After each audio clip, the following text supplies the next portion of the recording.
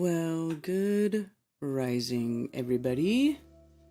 How is everybody doing this fine Moonday? It is Monday, Moonday, September 4th. I'm a little late today. I'm still doing my makeup, and I don't even care. Usually, I don't even want anybody looking at me, but it's fine, whatever, I don't care.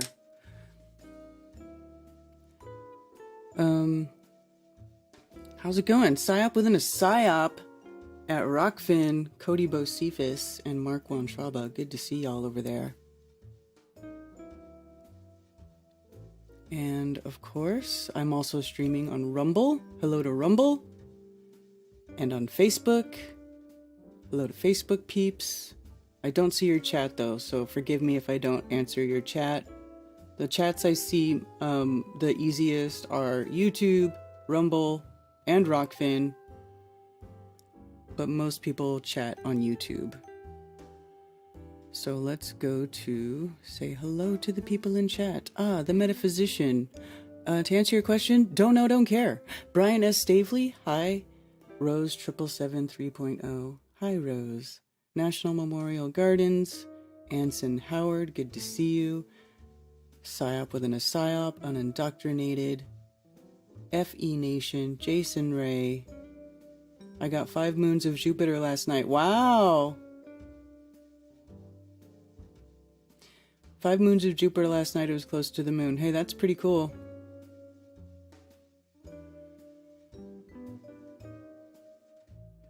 Charles B, Dean HD, Matrix 1, JP423, Riceville, Tennessee.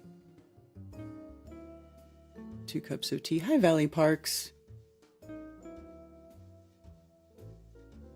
I don't know about being safe from InfoWar promotions here.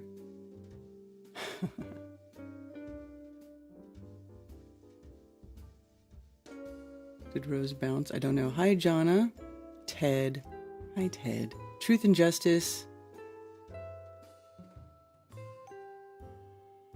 Jason Valencia. Lord Racer.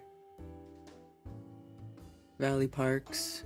I am Ion's cat. Please remind everyone to sim lock their phones before Flattoberfest. Why? Can you explain why? Why would we sim lock our phones before Flattoberfest? What does that mean? Why would we do that? I would just like some sort of explanation. This one.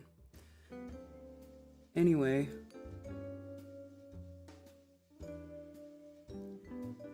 Flattoberfest is coming up October 21st and 22nd of 2023 in Las Vegas, Nevada. Actually, I should put that up on the screen here. Let's look at that.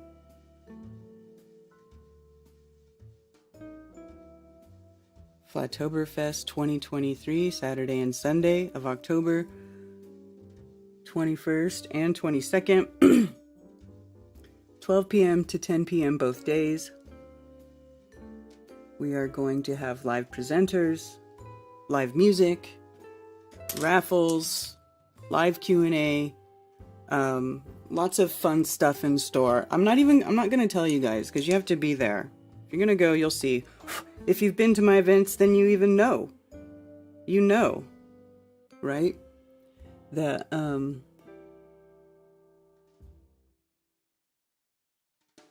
you know there's always fun stuff going on. Come on, y'all. I like mine spicy. FE is targeted? For what? Well, first of all, can I just tell you that I'm pretty sure that everybody here can agree that FE is targeted. What do you mean, in case FE is targeted? It is. I mean, we are. Look at all this BS rumors that are going around now about lockdowns and shit. I mean, come on. It is targeted. To prevent anyone from cloning phones to steal crypto.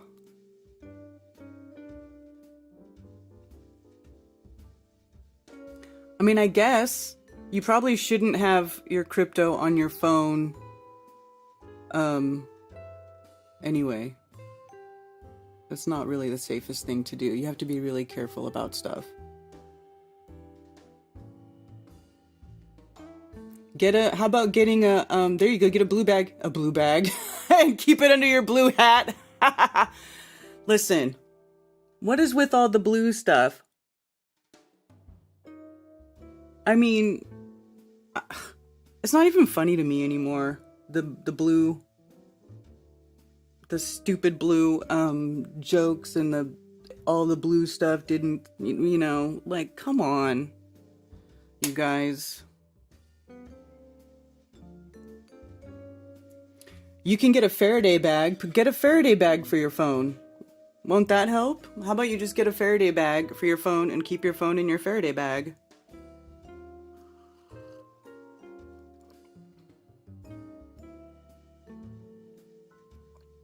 It's probably not a bad idea anyway. Don't step on my blue suede clown shoes. I know, right? What's all that? What is all that? Mike O'Shea's blue balls. I don't know who that is, but I don't want to know. I don't want to know. Is it just me, or is everybody going like uber conspiratarded here lately? Why? Any Mylar bag sealed will do.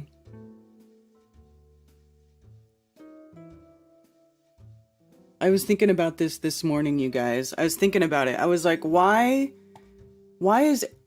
I feel like it's like the critical thinking has gone down, and like it's more about spreading like conspiracy joke memes than it is about trying to like share truth and wake people up and focus on, things that are... crimes are being perpetrated against us, and instead it's like turning into this, like we've become like a caricature of ourselves. Do you know what I'm saying?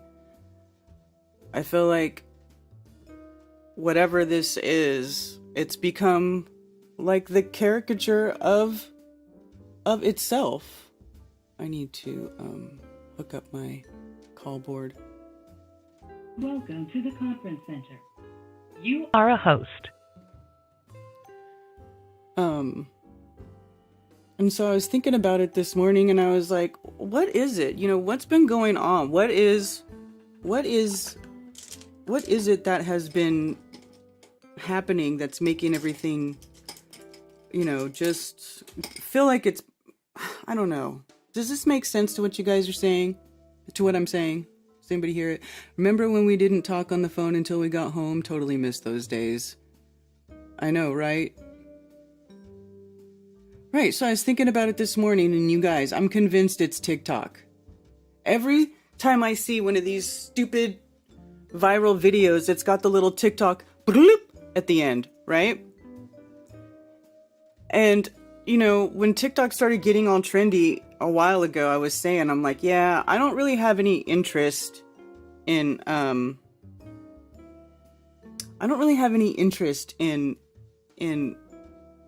getting involved in that platform because, and not because just because it's a Chinese platform or whatever, or anything like that. Like but think about the algorithms and like what they're doing. They're promoting crap.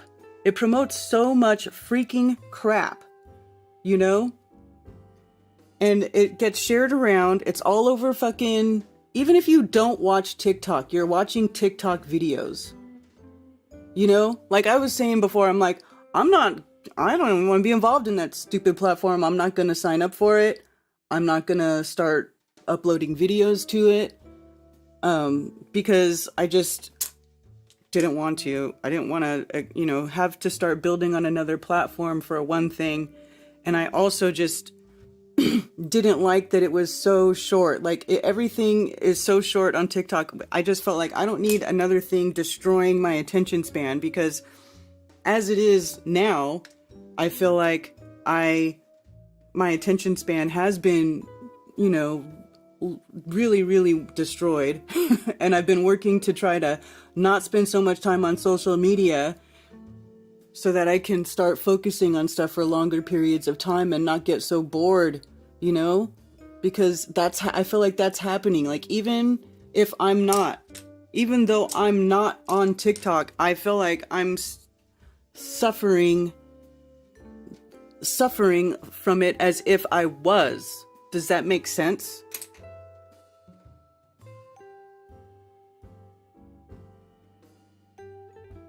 It's very interesting. Burning Man tickets just happen to be openly available this year. That's new. What, they weren't openly available before? I don't even know, because I don't try to go to Burning Man. And I do want to talk about what's going on at Burning Man today.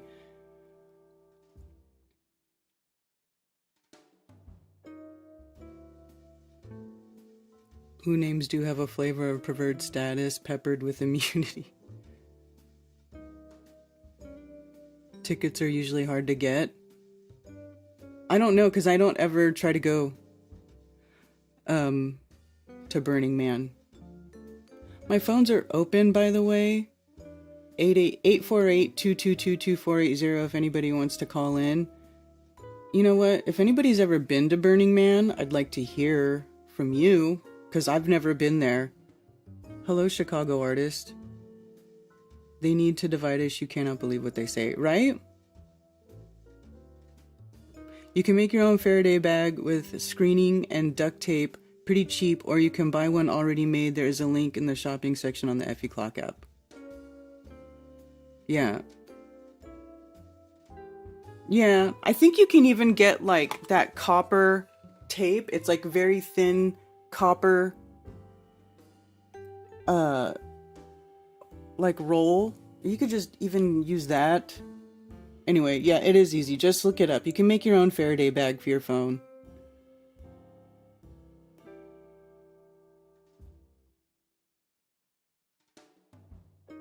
You need to ground a Faraday cage for it to work. Well, how do Faraday bags work? Lowry's been to Burning Man? Shocking. Hi, Spicy Sarah, by the way.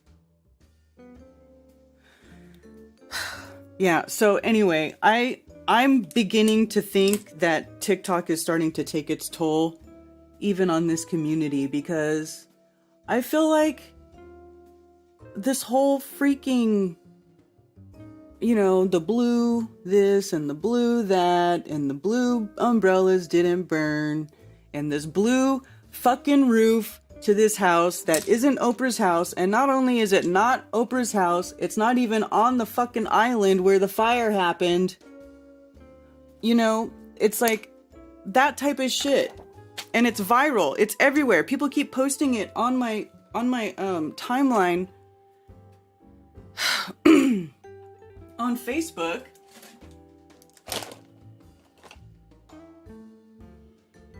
And it's like, are you guys even thinking about stuff? Do you even look at stuff? Do you even ask the question? Is this real? Is this legit on anything that you guys see? I mean, I get so much stuff sent to me, and I, like 99% of it, I just throw away or I don't talk about because it ends up being crap. Is this brown?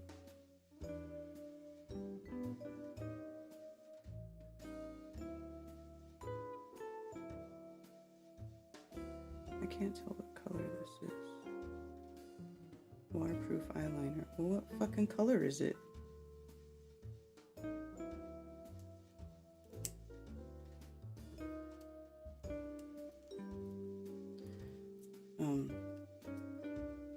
So anyway, I'm convinced that it's TikTok. Straight hate for TikTok. Thank you for calling Coffee Talk. You're on with Karen B. Karen, David. Hi, what's up? Hey, the quick thing on the Faraday bags, there's a million videos on YouTube on how to make them. You just buy the thin copper or silver screening and duct tape and stuff. Yeah. Or there's a link on the app, but they're very expensive. And if you want to save a lot of money, make it yourself. Mm-hmm. I'm calling on a totally separate note on what you're talking about. The app, thank you. You're one of the testers. On the app, if you go to the groups and look up DITRH beta test group, I just put in 2 new links there for Android and for iOS. Anybody that wants to test the new version, I need a lot of testers. So just follow the instructions in there, download the app, log in, and then there'll be a little pop-up message telling you what to test. And it's got some cool new features. So anybody that wants to help with that, it's been a long time coming. I'm hoping that we're at the final stages right now. Yeah. I'm trying to show it a little bit, but you can make your own little profile on there, and you can add your links. It's pretty cool. So you guys should test it because it is kind of buggy. So the more people that test it, the faster it can get working. A lot of the bugs are gone. A lot of the bugs are gone, and then on one of the other things which people are liking is the images section. It now has a search bar, so you can search India or you can search Hubble or whatever you want, and then anything relating to that topic will come up. And I'm going to add in a ton more stuff. But once you go in and you try to search for me or search for Karen and add us as a friend. Yeah. And then that's what I really need to test out. So. Yeah, because I tried to add people, and I don't know if they're getting it or not. I don't even know if they're testing. Like, I don't. Well, hold on. Anybody you add isn't even going to see it because they don't have the test. You can only add. It'll add them, but they're not going to see it until they get the update. So when I don't go adding all your friends and wondering why they're not joining, because they're not going to see it unless they're also testers. So add me, add Karen. And you can even see who we're friends with, and then know that they have the app, they have the test version. But just add just me or Karen or just me, and we'll test it out that way. And hopefully, maybe this week. I've been saying that for months, though. Yeah. Well, if somebody tries to add me, I'll accept it. I don't get many requests though. I've only gotten one from you and Paige. Yeah, well, there's only a few testers, so now I'm looking to get 20, 30, 50 people testing. But just anyone that that's testing, you can add them. And there's also if you have the new test version, you'll be able to look at any of your chat threads and swipe left, and you'll be able to mute specific threads, so you don't get every notification. So that's another big feature. That's cool. All right, enough of that. Okay. Enough of that. So, see ya in Vegas. Huh? What about Vegas? See you in Vegas. Oh, okay, yeah. See you in Vegas. See you in Vegas. Don't forget to bring the banner I made you carry. Yeah. Okay, I won't. I don't know. I got to figure out. I might ship some stuff over there. All right. All right. All right. See you. Thanks. Bye. All right. Bye. Thank you for calling Coffee Talk. You're on with Karen B. Hey, how are you? Good. How are you? Can you hear me? Good. Hold on. I'm switching Wi-Fi.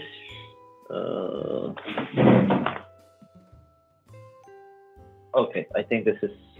1 second.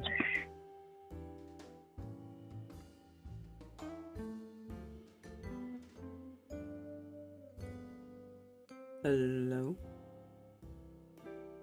Hello? Can you hear me? Yeah? Can you hear me? Yeah. Oh. Hi, I'm sorry. Hello? Yeah, I think that should work better. Okay. That was David Wise, right? Yes, it was. Sorry. Okay, is it possible to ask him, or I'm pretty sure maybe he's listening, to not make the app get your location? Because that's very annoying. Like most of the people don't go there to do the app, the friend finder. They go there to get the information first, because it's obvious that nobody's gonna walk into flat Earth and then go meet flat Earth friends, right? They wanna look at the knowledge first and the information on the videos and stuff like that, and after that, they might get into the friend finder thingy. But I find it always like a little bit, I don't want to say annoying. It's just very like, it seems weird because it's just like trying to get your location, and I can have turn to it like. off. I'm pretty sure you can turn it off. It after I click don't allow this time for the location, it pops off again from the app itself, not from my phone, so not from the Android side, but from the app itself, saying that I want the location. So it keeps on asking for the location, and it doesn't have a button that says that I don't want to use it this time. But I see that everything else is I'm not sure. It doesn't want to, like right now I just uninstall it to install it to see if it works, if I can get through that, but it didn't allow me to get through that. Maybe he knows about it. I'm not sure. I don't know. Maybe he knows about it. I don't know, because I have an iPhone, so it would work different for me anyway. I don't know. Oh, probably, yeah. I also called for the TikTok thing. Mm-hmm. TikTok, I've been doing TikTok since the beginning, and I want to really say that I believe that they activated like a department to troll on TikTok, because I was there on TikTok when there was no gender discussions and when there was no weird religious fighting people, whatever. It was empty. It was just like people talking about conspiracy theories, and that's it, like legit people. And all of a sudden, like overnight, I'm scrolling on TikTok and I see so many people like just trying to create hate on the platform, not informing people, just trying to incite hate. And you see a lot of crazy things coming off of TikTok. Right now you see the people doing the NPC thing, right? And they win a lot of money from it. I'm pretty sure they do, because I've had debates with globe earthers that somehow one of them is called Maria Anderson. I named the name because you can find her right away when you search her in TikTok, and she's a globie, and she invited me once to come join their side because she wins about like 5,000 euros a month doing that. Doing what now? So doing globe versus flat Earth, but she's on the globe side. So it's almost like they're being paid purposely. Oh yeah. Right? Yeah. Yes, Yeah. they get pushed, they get promoted, they whenever they do live streams about us, they'll live stream my live stream, and they'll be making tons of money doing it. Yes. And then they accuse us of doing it for money. You don't get pushed? Huh? But you don't get pushed? What do you mean? No. So you don't... My channel just got 2 wow, strikes. that's I can't crazy. even stream on my main channel right now. I'm on my backup channel that only has like 3,000 subscribers. Yeah, one thing I had to do in the beginning, because I used to get strikes and stuff like that, I had to block, because there's like a gang of globies, and they're very coordinated. This is not even a joke. They're very coordinated, and they will mass report you, and you will get banned. Mm-hmm. I'm trying to get a crew together, because we have a pretty big crew of flat earthers there, but I don't know if they're even controlled by controlled opposition, because they don't want to do the things that I asked them. Look, I'm telling them that let's start mass reporting the main people on TikTok. It's like a war, Karen. I'm not even joking. On TikTok, it's like a quiet war that has been going on, and you can see how the agenda is still playing even on TikTok. So it's almost like the whole court case thing against that Chinese guy was just a scam, so people can go on it. But you see the deception right away when you're under. But I have to say, it was not there. It just came overnight. Well, Yeah, when do crazy. you think it started? When did it show up? When for you? Oh, in your I can opinion? tell. I cannot tell you an exact date. It's about a year ago, maybe. Okay. I've been there Yeah. maybe 2 years ago. Yeah. Because I feel like you it's see gotten a way lot of worse street- in like the last year. It's gotten so bad. So that, Yeah, that makes sense. But all I see now that they're doing it a little bit more. Like if my friends are on, like, and I'm scrolling through the feed, they're not even promoting my friends. So they're doing it a little bit more, but you can't find them. You can find them on. Like they will show you them online and them, debating and stuff like that. But you have to like manually look for it. That's not a problem, right? But all you gotta do is like block the people that are annoying. And what I did to not get blocked anymore is you will see a bunch, like maybe not more than 10 people angrily commenting in your live. And all you got to do is block those people. And once you get over that hurdle, you're not going to get strikes anymore. Because it's like a small group. Like once I did that, like I was fine. Like I can say shit, fuck, excuse me, sorry. I can say bad words. That's okay. I mean, I cuss all the time. Are you new here? I cuss a lot, so don't worry about it. Oh, okay. No, my bad. Yeah, I mean, in TikTok, when you have those people in your comment section, you got to really watch out what you say because they find the stupidest excuse to like report you, and you'll be going down. But if you block them, you'll see the people that are angrily like cussing at you. You block them, and you're gonna get over that hill that nobody's gonna mess with you anymore. And then you find your crowd and you find your people and everybody's gonna add you and it becomes way better. And TikTok is a platform that you can actually talk to people, right? You can do it in YouTube also, but anyone can join and you have like 9 boxes, right? So it's kind of like Skype and all. No, not Skype, the other one, the Google one. The meeting apps, but it's I don't know. There's a lot of truthers there. You just got to get over some hurdles, and you'll be fine. It's what we got. I mean, as you can like freely speak to other people with no problems. You can just initiate a live, and people join you, and you go like everybody connects. I've met a lot of people from Canada, a lot of people from Argentina, like in a jiffy, like so quick. I've never had this happen. In Facebook or in other places like Facebook, you realize when you're sending somebody a message, it takes like sometimes a week for them to get it, and you can see that might be some kind of like slowing down. I don't know because people send me messages, and if they're not my friend, it goes into some different folder, and I just don't even see it unless I physically click and go into another thing. It's always been like that. Correct. Well, this is the different side of the whole social platform. Like, I can join your life and meet with you and talk to you right away, right? And that's the different part.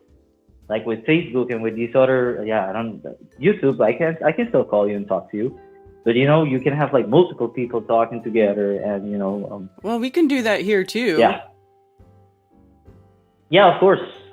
I just wanted to give the light, some of the positivity side of TikTok, even though it's not that positive anymore. Okay. But still, I really think it's a place that people can really like, meet up quick compared to like Facebook and yeah. Yeah, I just wanted to shed a light on that. All right. Well, that's cool. Thank you. All right. Thanks for calling. When is the meetup? When is the meetup? Which meetup? Which one? It's already. Oh yeah, there's a couple of them, right? Well, what meetup? Which one? Like where? The one that you're promoting. The one that you're promoting. Oh, the Flattoberfest. Well, that's like a conference. That's not really just a meetup. It's like a whole event. Yeah, that's in October. 21st and 22nd. So it's less than 2 months away. Okay, cool. Good luck with everything. Yeah, thank you. Thank you for having me on, Karen. Yeah. Bye-bye. Bye.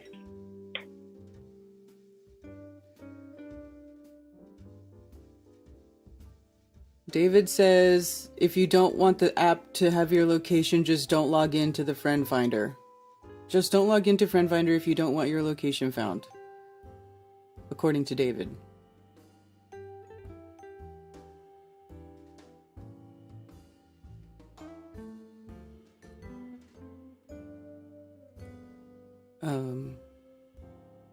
Yeah, Smith Month Act hit hard, baby, right?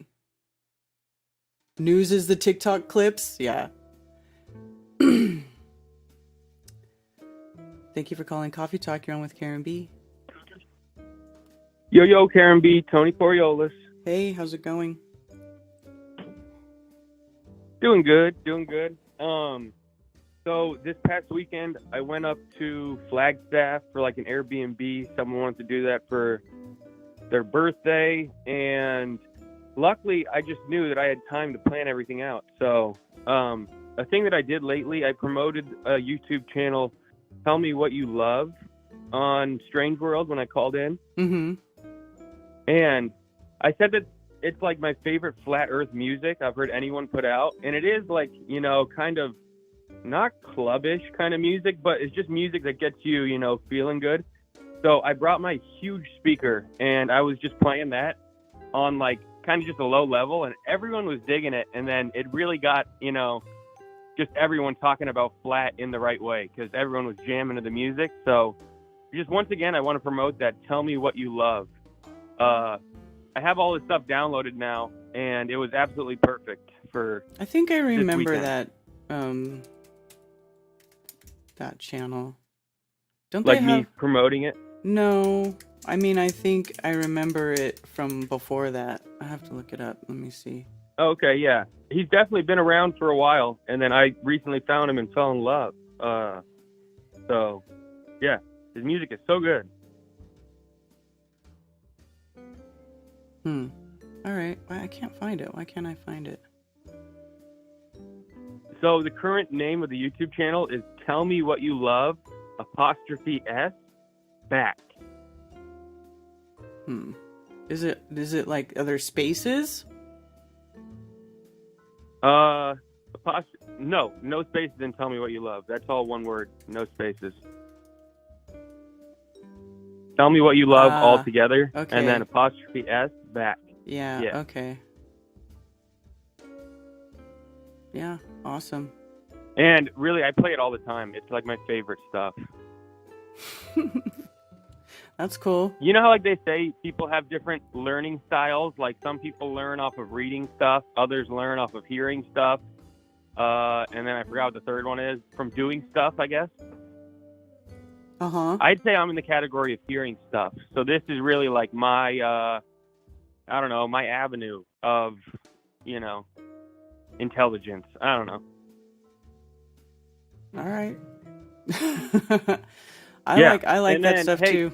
A while ago, I did kind of jokingly say I was giving you a homework assignment to check out that Van Morrison as well. Have you delved down that at all? No, I always forget about it. I never even... It totally exits my mind and never comes back. I have to be honest. I always forget. I don't know why. Well, it's because you're not in school, you know? You don't have to worry about homework anymore. So I get it. But it is really good. Just if you ever happen to remember Van Morrison, you know, all right, throw it up and you'll not regret it. It's very good. Okay. I will try to remember. I should put it in my watch next list or something. Yeah. So just since we were talking all flat, there's one girl who I know is moving to Austria. She like plays soccer. Like all the people I went out with, they all play soccer. And like the girl, she got picked on a team for Austria, so she's going out to Austria for 3 months. And then what do you know, I planned everything as I said. I had my farmer's almanac on me and my whole Chinese New Year chart that I made on Excel. So just like a couple people went off to the store, and then me and her were back, and then just, oh my gosh, she got so hooked on the farmer's almanac and my Chinese New Year talk, you know? Mm-hmm. So yeah, I ended up giving her my farmer's almanac. So I'm going to go buy another. She's just going to be on her 3-month trip, you know, having all my flat earth talk and a farmer's almanac. Maybe in 3 months, she's going to come back all flat. So I don't know. I'm planting these seeds really well and strategically. Tony Coriolis. Nice. Good job. And I use the almanac. So Tony Almanac Coriolis. You know, I'm really putting this name to work. Yeah. The almanac is actually a really good tool because it's all geocentric. But people don't realize it, but it is. All right, that's cool. It's perfect. The perfect clock that we live in. Mm-hmm. Yeah. All right. Yeah, I ain't got much, you know. Had another fun living it up weekend, so I'm a little spacey here on this Monday. But yeah, just thanks for taking my call, Karen. You're awesome. Looking forward to Vegas. Yeah, right on. Thanks for calling. Oh, hey, can I talk out one other thing? Anyone else behind me? Okay. Okay.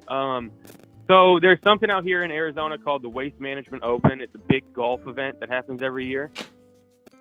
Like, everyone gets really drunk at it. It's like Happy Gilmore-esque kind of, as we were talking all the golf movies and stuff, you know, Happy Gilmore-esque, like, event.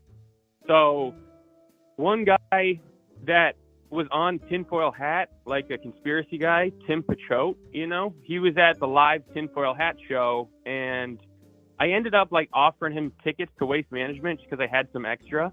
And I knew that day I was also going with 2 people from our flat group.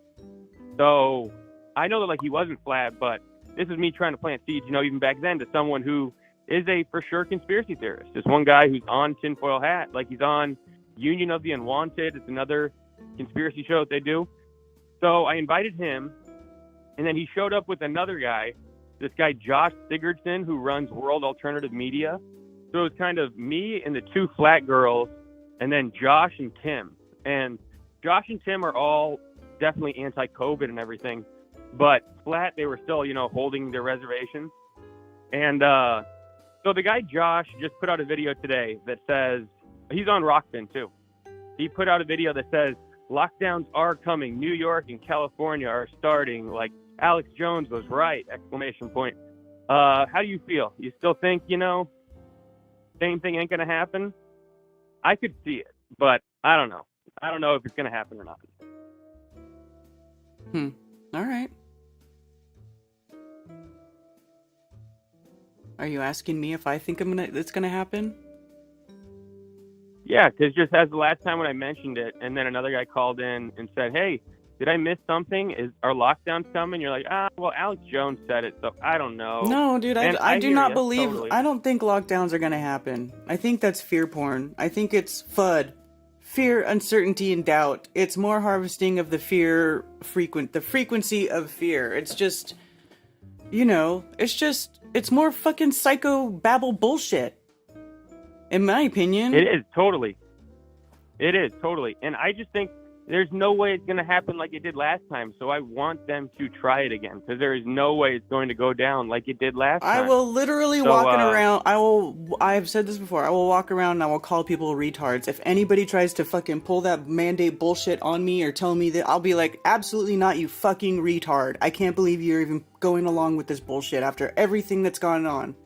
You must be a fucking retard. I'll be right there with you. I can't. I'll be right there with you. I'll have zero tolerance. Yeah. Yeah. I mean, last time I was yelling at people, you know? Now I'm just going to be like, now forget it. Fuck you, retard. Get out of my face. Yeah, have an air horn with you. Yes, I gotcha. All right, Karen B. Peace out. That's all I got. All right. Thanks for calling. All right. Bye. Later.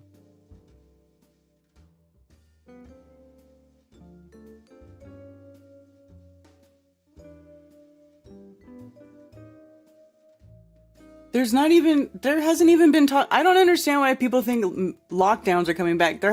Masks haven't even come back. Some people are using masks again, but that's been happening every quote unquote flu season since this bullshit started.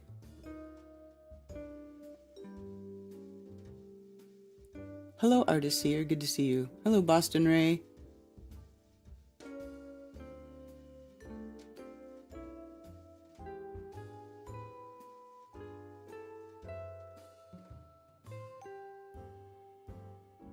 Yeah. I just can't. I can't believe. I refuse to believe. I refuse to go along with it.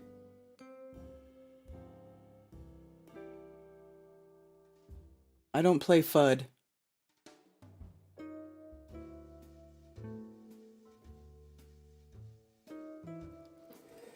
Anyway, have you guys seen what's going on in Burning Man? It's kind of funny. I think it's funny. I'm not gonna lie. They're all having a good time. People are spreading rumors. This is another thing. This is another thing that was making me think like TikTok is making the world retarded, because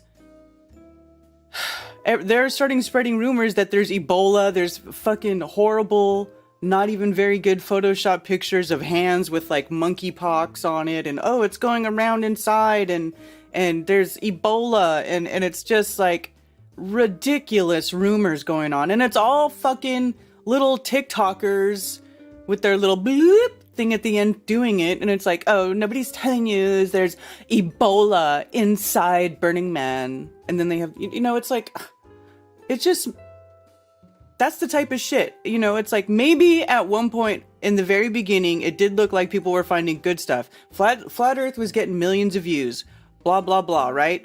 Like, great, but that all went to shit so quick. And not only that, now it's just like everything. Now they promote every bullshit thing, every conspiracy thing that's not even true, right? So now you have even more shit to wade through, more shit, because you have all these TikTokers making these 2 and 3 minute videos of complete and utter shit, and it all goes viral. It's all over, you know, Twitter and Facebook, and they get shared to YouTube. So it's like, even if you're not on TikTok, you're watching fucking TikTok videos.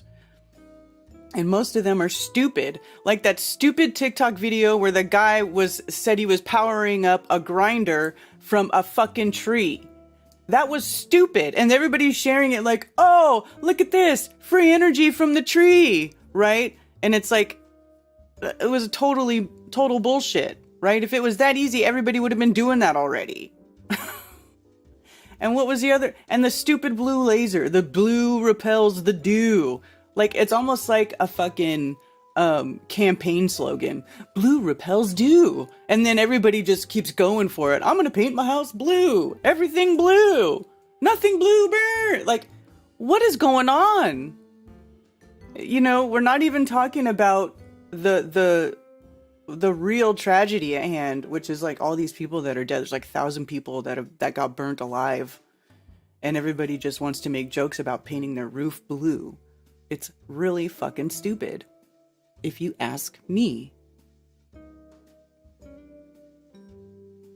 I'm excited to see everybody at Vegas.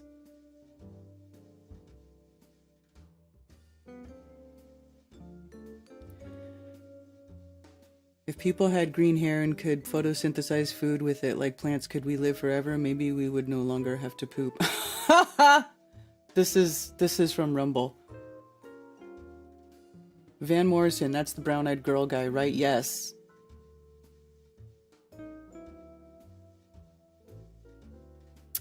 Yes. Smurfs are safe. Yeah. So, you know, and there's still ongoing things, you know, going on with Maui and the fires, and they do have people who are trying to poach the land. So that is an ongoing thing. I don't really want to focus on that today, though. There's other stuff to talk about. I did want to talk about Burning Man, because Burning Man has turned into a complete shit show.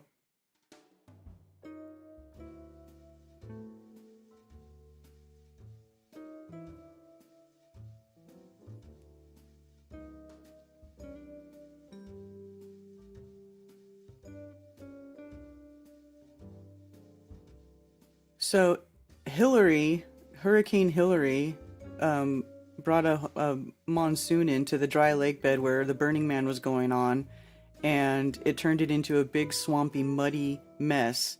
And I guess they've been talking about how, like, you know, it's a dry lake bed, and it's been like that for a while, and the dust and the dirt there, it's like dust. It's really fine. It's like gets in every little nook and cranny, and it's turned into a big muddy, disgusting mess. Let's see, I looked for more first-hand videos from Burning Man, but can't really find any. It's the same with Lahaina, an uber-connected area, especially at such a tech-heavy place as Burning Man. You'd think there'd be thousands of uploads. Where are they? Can't find any. It is true. I haven't been able to find very much video from Burning Man either, which is weird. So I want to see what this FEMA says. is not here, okay? Could you please stop? Could you guys stop with all of this nonsense?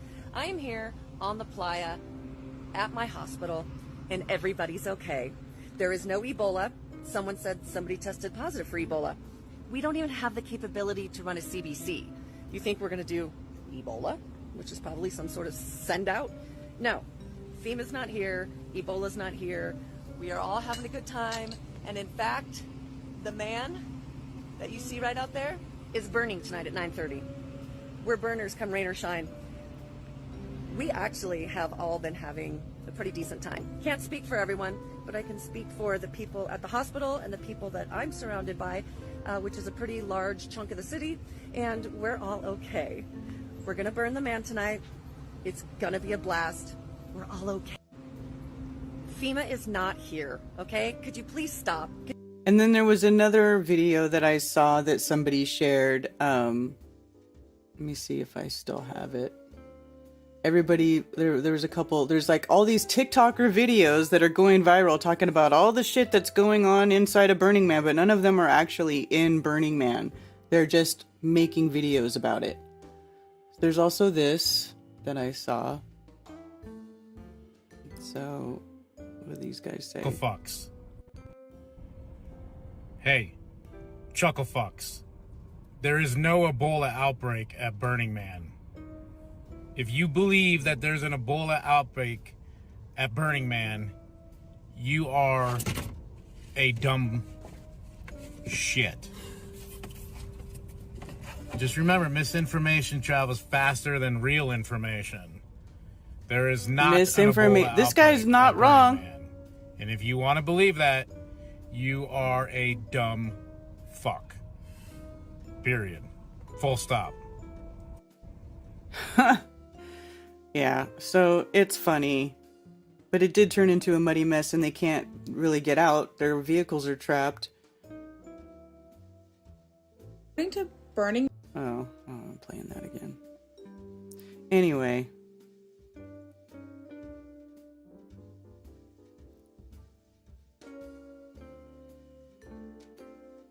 Maybe they don't have videos coming out because they're all just having a good time and they don't think anything's wrong, and it's everybody outside is making all the rumors about them, but not the people inside. You know what I mean? Because it basically turns into like a city. This is another reason why I would like to talk to somebody who's actually been to Burning Man. Well, Alex Jones says 73,000 people are trapped there. It must be true. Yeah. I'm so tired of this time of life where adults can't fucking grow up. Burning Man is so lame.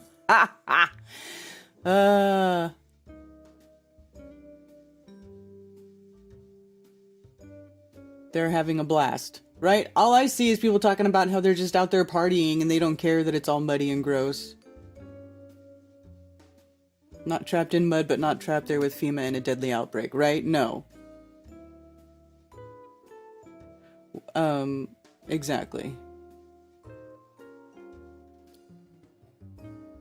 Just in, strange fireball recorded entering the atmosphere over Tampa, Florida. Let's see, is this real? I'm getting a video. There's this huge thing making re-entry right now. Huge fireball up in the sky. That's actually sick. It's just leaving a trail across the sky. That thing's coming from like several times the speed of sound into the atmosphere. As if you would know, dude.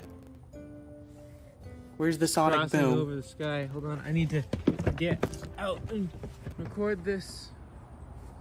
He doesn't know how fast it's going. He just thinks it's a fireball from space. Yeah, it's gorgeous. Look at it. I only took it like I've seen stuff like this.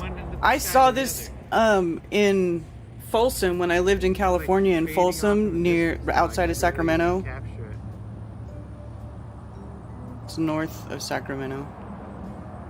I saw something just like this. I also saw something like this, well, not for this long, but we saw that driving, me and my children and Ted, I think we're all driving back from Asheville or something, somewhere, and we saw something like that.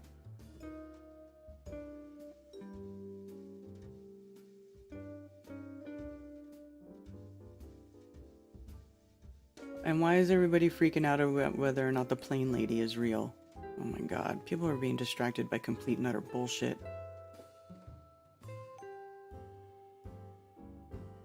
By chopping down, Bill Gates and other investors are betting Kadama systems can reduce carbon dioxide in the air by chopping down and burying trees, which has raised this. Is this for real? $6 million in seed funding from Bill Gates' Breakthrough Energy and others.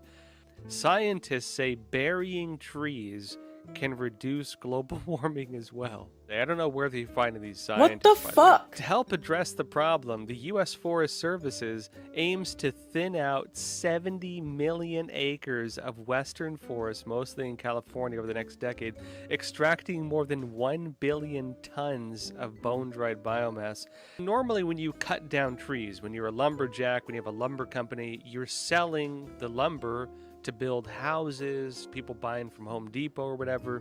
They're arguing that they want to, rather than sell the timber, take all that wood and just bury it, because they're saying that that is a better solution. And so, in other words, this is a business because they're getting money to create carbon offsets.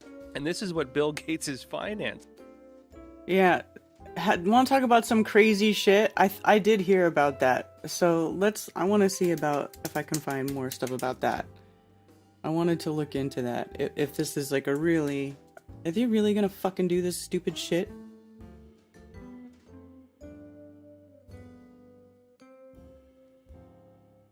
MIT Technology Review. A stealth effort to bury wood for carbon removal has just raised millions. Kadama has raised more than $6 million from Bill Gates Climate Fund and other investors as it pursues new ways to reduce wildfire risks and lock away carbon in harvested trees. Because the trees won't decompose when you put them in the dirt? I mean, what kind of retard shit is this? A California startup is pursuing a novel, if simple, plan for ensuring that dead trees keep carbon dioxide out of the atmosphere for thousands of years, burying their remains underground. Kadama Systems, a forest management company based in the Sierra Nevada foothills town of Sonora, has been operating in stealth mode since it was founded last summer. Gee, stealth mode. Why? But MIT Technology Review can now report the company has raised around $6.6 million. Ha! Come on!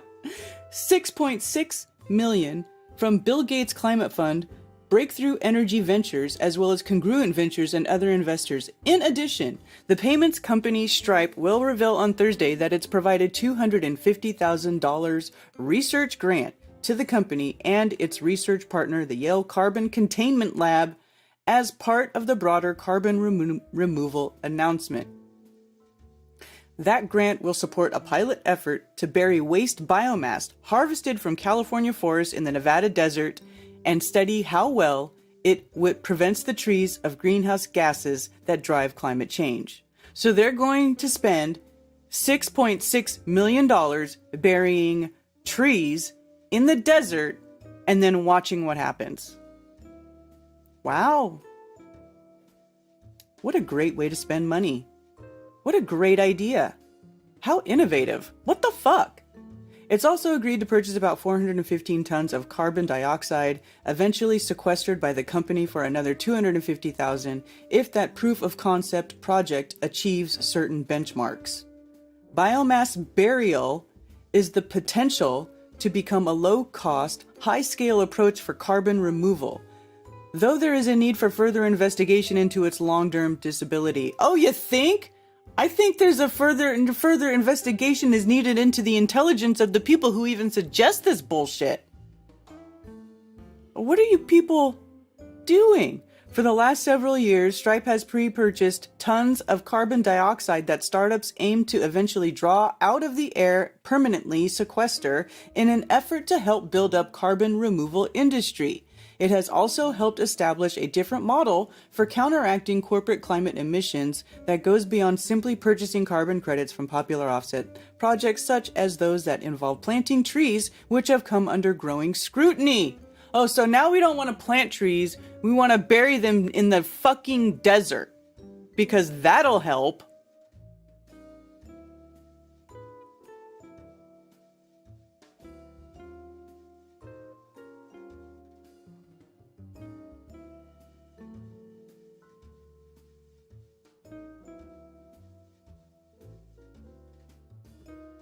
I mean, is this insanity or what?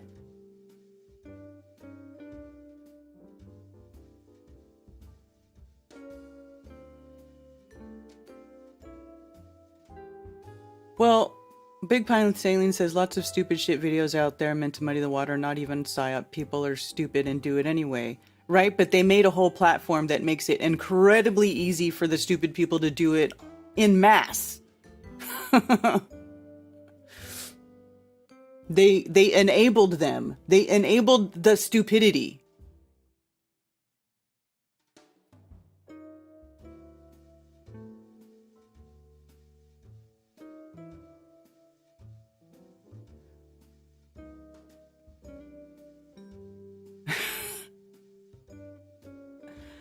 I mean, I can't believe that this is even a thing. A handful of research groups and startups have begun exploring the potential to lock up the carbon in wood by burying or otherwise storing tree remains in ways that slow down decomposition. Trees are naturally efficient at sucking down vast amounts of carbon dioxide from the air, but they release the carbon again when they die and rot in the ground. Sequestering trees and underground could prevent this. You know what that's called? That's called the cycle of life. It's called, like, isn't that how it's supposed to go? Don't the plants like the carbon dioxide, right? So when the tree that was using the carbon dioxide dies and then releases the carbon dioxide into the environment, back to the other trees and other plants and living things, or this is a good thing, right? And then they produce oxygen to keep the air recycled and fresh. Like, I don't understand what these people are doing. These people are literally trying to kill us through like every means possible. They want to take away the fresh air that we breathe. They want to, tax us into oblivion for the exhaling of the carbon dioxide that we all do. So they're taxing you literally for the air that you breathe already. And now they just want to kill everything that makes the air. Trees are naturally efficient. Yeah, but I already read that. Studies, maybe we need to clip. Sequestering trees underground could prevent this. No, I don't think so. Where do they think it's going to go? It's into the dirt. It's being released into the soil. Then they don't think it's ever going to come out of the soil? Like, what is this fuckery? If biomass burial works as well as hoped, it may provide a relative cheap and easy way to pull down some share of the billions of tons of greenhouse gas that studies find may need to be removed to keep global temperatures in check in the coming decades. God, this is such bullshit. But until it's been done on large scales and studied closely, it remains to be seen how much it will cost, how much carbon could it store, and how long and reliably it may keep greenhouse gases out of the atmosphere. It's funny because they want to tell you to save the rainforest and save the trees, right? Because it's like the lungs of the earth, right? It basically helps recycle the air, right? It's the filter system for the atmoplane or whatever. And now they want to bury the trees. They want to cut the trees down to put up solar farm panels for power, which is not fucking efficient to save the environment. They kill the environment to put up things to save the environment. It is so back-asswards. It's just like, in scripture where it says everything that is good, they will tell you is bad, and everything that is bad, they will tell you is good. We are living in that time right now. That is exactly what's been going on for years. And now it's like full bore. Like, basically, anything that they tell you now, you can pretty much be sure the opposite is true.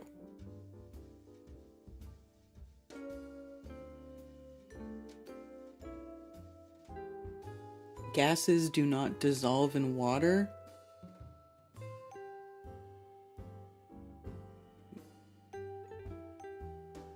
Oxygenation of water is a lie. What do you mean?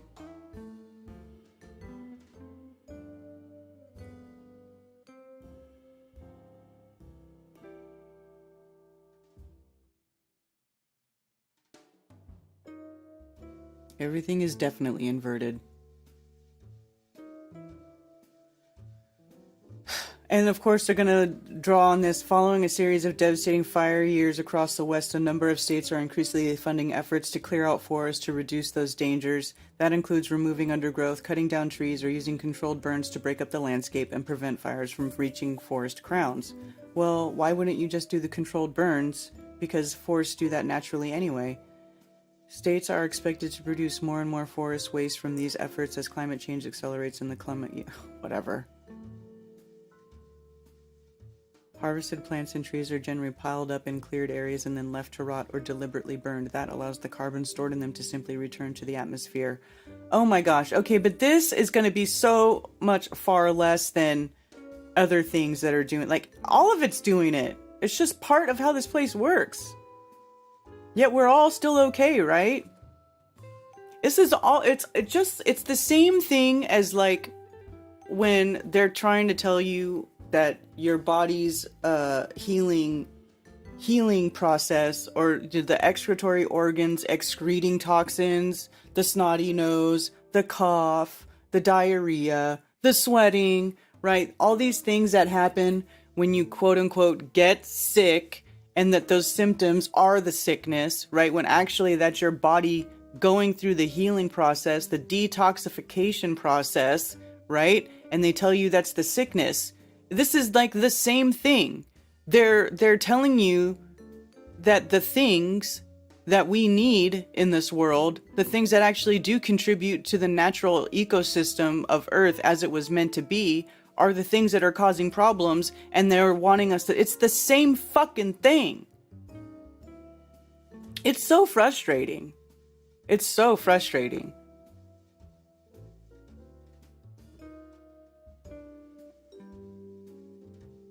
Don't let the buried trees ruin your day.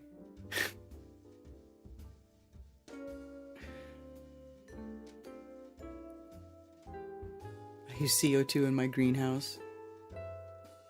They want to fix what ain't broken to protect us from something that doesn't exist. Exactly, Dr. Bass-Ackwards. That's exactly it.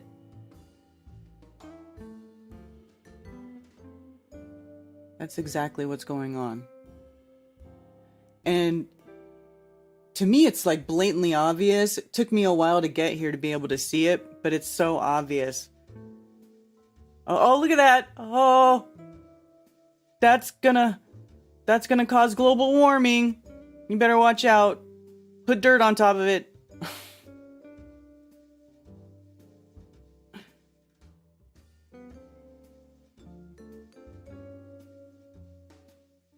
The company intends to create a burial mound in the Nevada desert that's 7 yards high, 3 yards deep, and 58 yards long and across. They plan to cover the biomass with a geotextile liner and then bury that under soil and a layer of native vegetation selected to absorb moisture. Given the region's dry conditions, this will create a contained system that prevents the agents of decomposition from acting on the buried wood mass, ensuring that the carbon stays in place for thousands of years. What?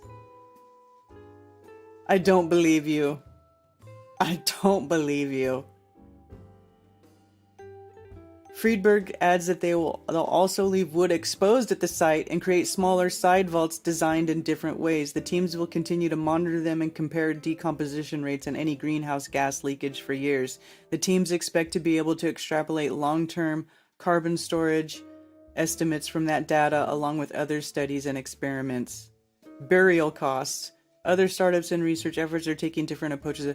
Australian company Inter-Earth believes, why is this highlighted? Believes that allowing trees to soak up salty groundwater before burying them will effectively pickle the wood and preserve it for extended periods. Well, this is how you create petrified wood.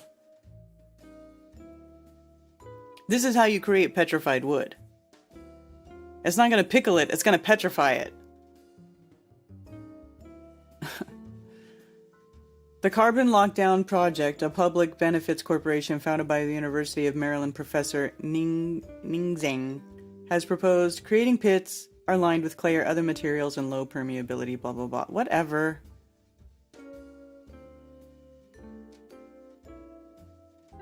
On top of that, residents and environmental groups are often opposed to the forest thinning. Sawing down trees and removing them from steep slopes of dense forest is a laborious and costly process.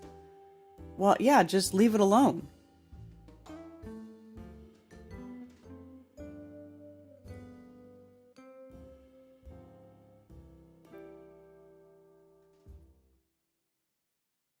So how much gas? Let me ask you guys this.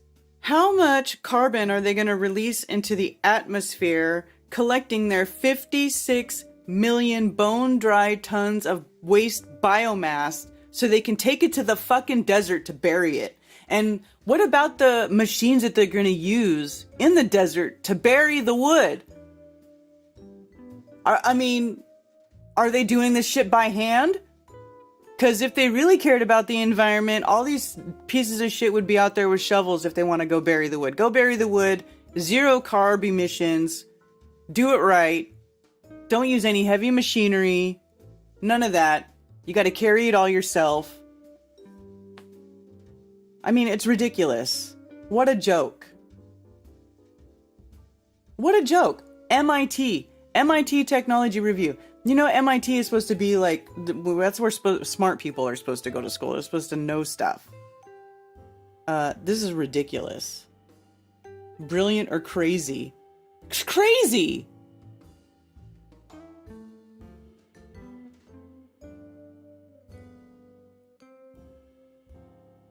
60 gigatons of carbon is temporarily sequestered in plant life, which is then continuously returned to the atmosphere when those plants die and decompose. If you could bury, say, a bunch of trees underground before they decompose, that carbon would be stored for a significantly longer period of time, and voila, you've pulled it out of the cycle. In theory, you could bury a good portion of dead trees lying around in forests. This guy and everybody's going along with his stupid shit. I mean, that is... The dumbing down of humanity has been successful.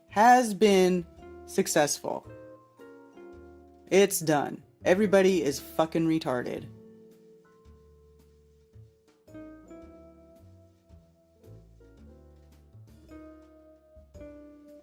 Burying trees, which has raised $6.6 million in seed funding from Bill Gates' Breakthrough Energy and others. Scientists say... Fuck you, I don't want to log in.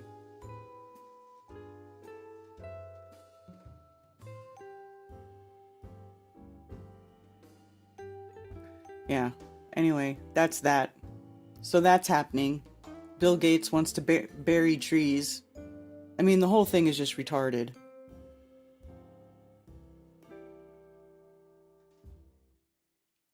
Thank you for calling Coffee Talk. You're on with Karen B.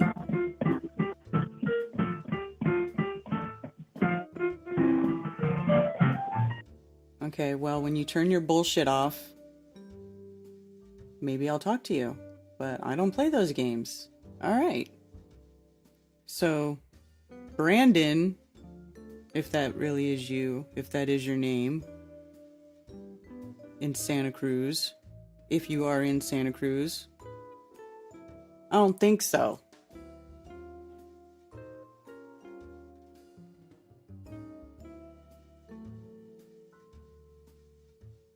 What about the alleged emissions that cutting all them trees down with chainsaws is going to create, right?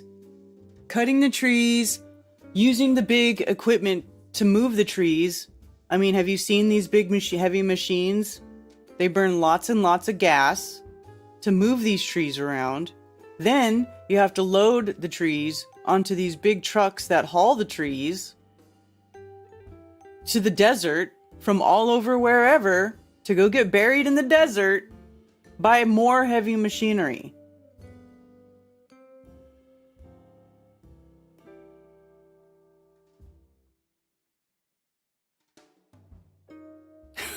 Yeah.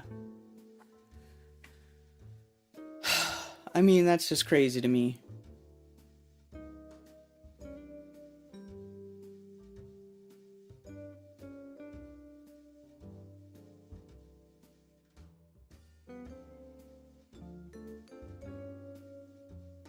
Is there really a riot going on in Tel Aviv?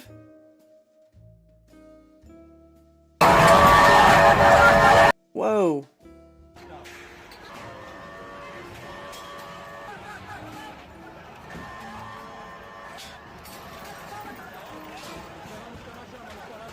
This looks like old video. I don't know about all that.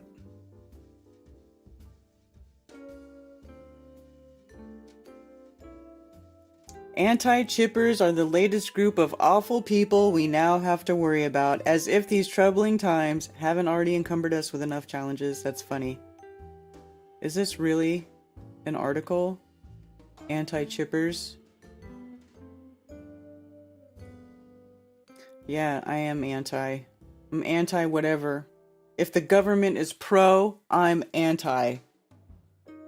If the elitists are pro, I'm anti. What are your thoughts on what the so-called Starlink is? Well, I did see the Starlink the other night. Here's what's really... we can switch to talk about Starlink for a minute, because I recorded a video of Starlink at my house.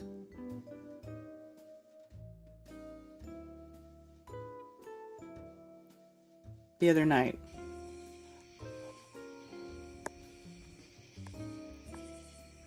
I recorded this. Ted was walking the dog. It was like right about 9 p.m. at night, and he sends me a text. He's like, "Come outside, I see Starlink." And I'm like, okay, cool. So I go and look outside, and there's this thing, this big string of lights going over the house. And I know you can't tell from the phone video, or even if you can see it so great. Can you even see it on there? Gosh, it doesn't look like much.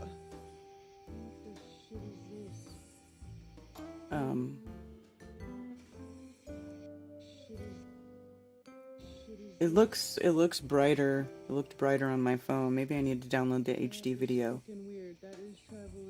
But it was traveling from west, like northwest, to the southeast, like it was diagonal over the house. And so as soon as I saw it and finished recording it, I was like, whoa, that's crazy. So I'm thinking, is there a Starlink tracker? So right on my phone, after I record, I Google Starlink tracker. Boom. There's a website. Track Starlink. Okay. So then I look and it's like, oh, it'll be back tomorrow night. Same path, right? So I'm thinking, well, if we saw it, you know, it should be where, I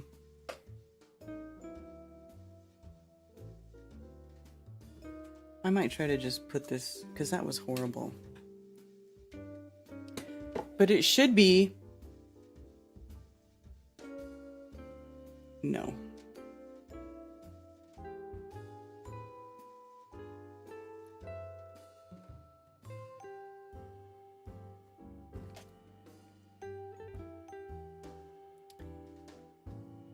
Sorry. Anyway, and then the tracker site said it would be doing the almost the exact same path, but like a minute or two later, right?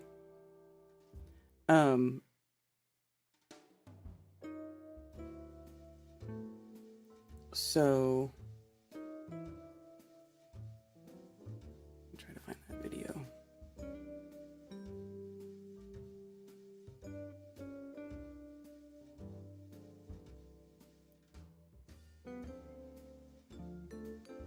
So the next day, which was last night, Ted and I got all prepared. I got the P900 out.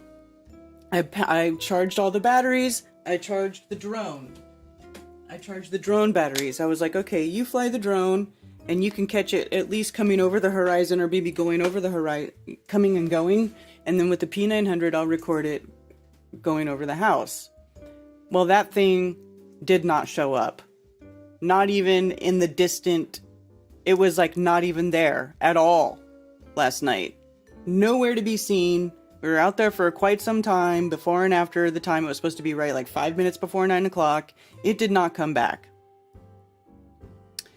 So, and the tracker app said that it would. So, in my mind, I'm like, okay, this piece of shit clearly is not, it's not what they say it is, first of all. It can't be, because it doesn't even look like it is that far away, right? They tell you it's 370 miles above the surface of Earth, but it looks so much closer than that. Let me see if this looks better.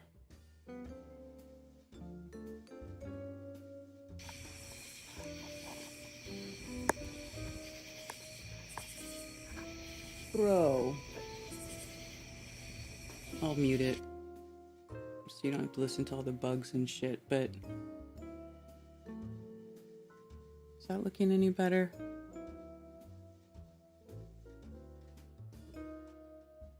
It's hard to see,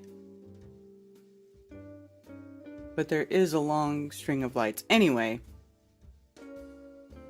so it didn't come back, not even close.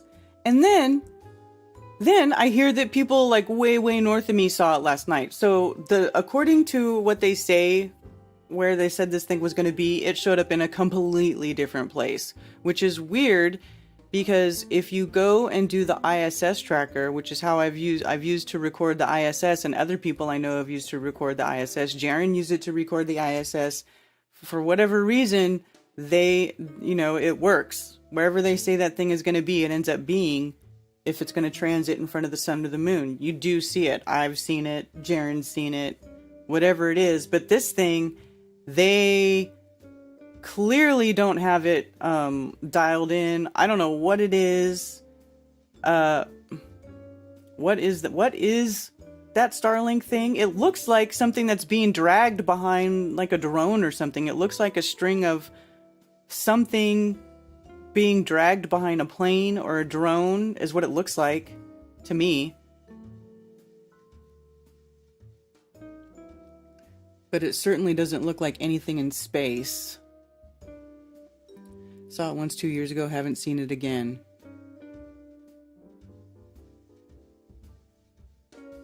Starlink should return in 97 minutes with just a minor change of the previous path like the ISS. That's what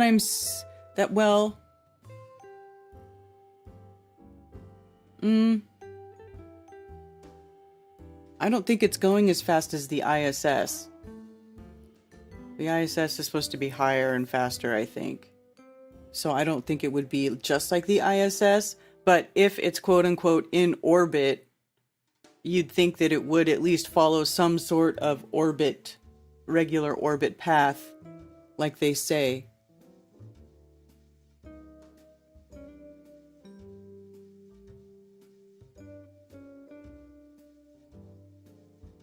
Yeah, to me it just looked like it's a few miles away.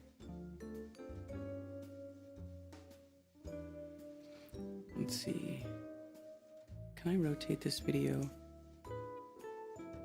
Oh yeah, here we go. Rotate. Here we go. Let's try it this way. Now it's bigger. So this is, my house is down here, and then this is it. It's coming from the, from the west, or from the east to the west, northeast to the southwest. I mean, and it almost, they're in such a straight line. I mean, it looks like they're all connected. And they're all just being towed on a line. To me, is what it appears to look like.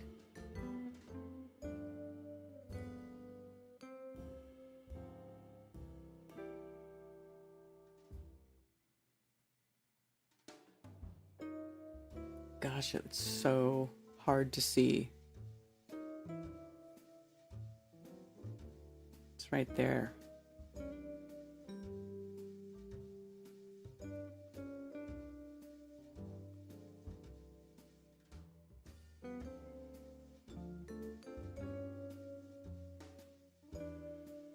Right there is a good view of it.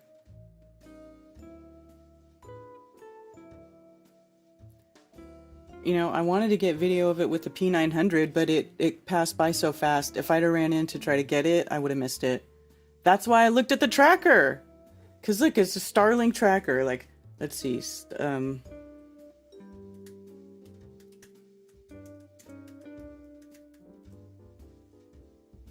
Yeah, find Starlink. Right. See their little video.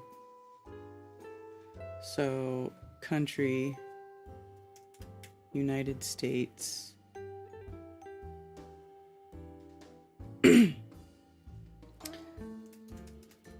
Charlotte, North Carolina, we'll say. Right? So, last night, it should have passed over bright. Did not.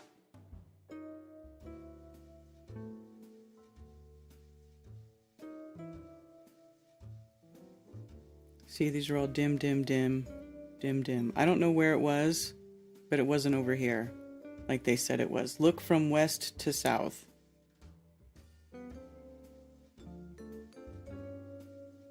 Northwest, looking from northwest to northwest, northwest to southeast. It says dim, though.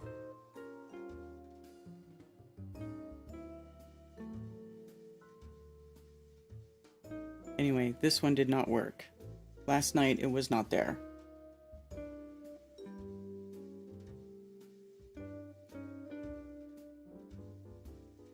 Where's Starlink right now? Okay, so there's multiple.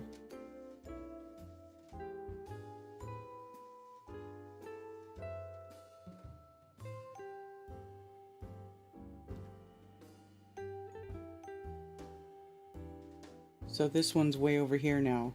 The one that was over here is now over here.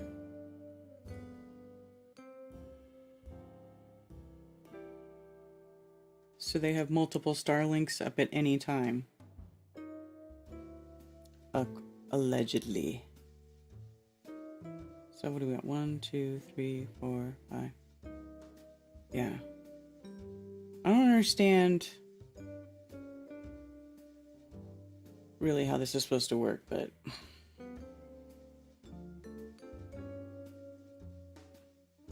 when someone sees Starlink on the east, if they know someone on the west, it could be calculated what speed it's going. Oh, that's a good idea. I was told it's carrying a payload.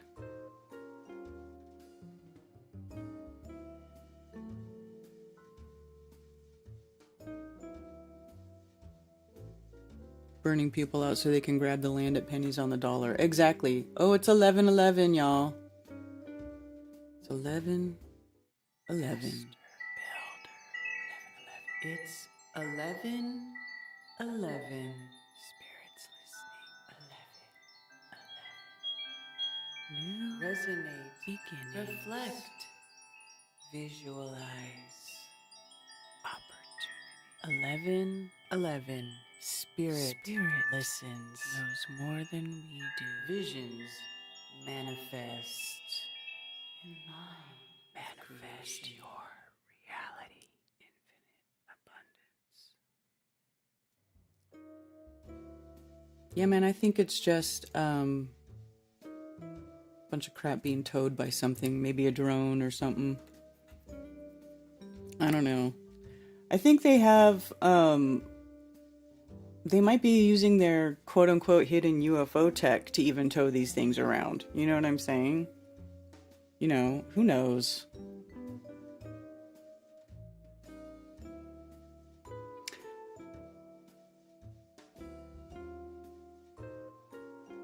Brian, I just got my first "can you cover my shift? I don't feel well and just tested positive for COVID" message.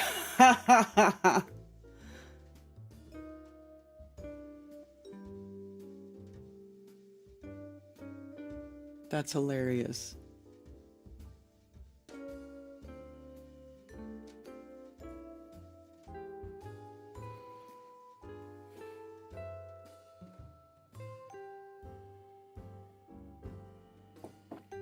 So, anyway, what else is going over here? I saw some stuff over here on the news map that I wanted to click on. Spain floods. Wow.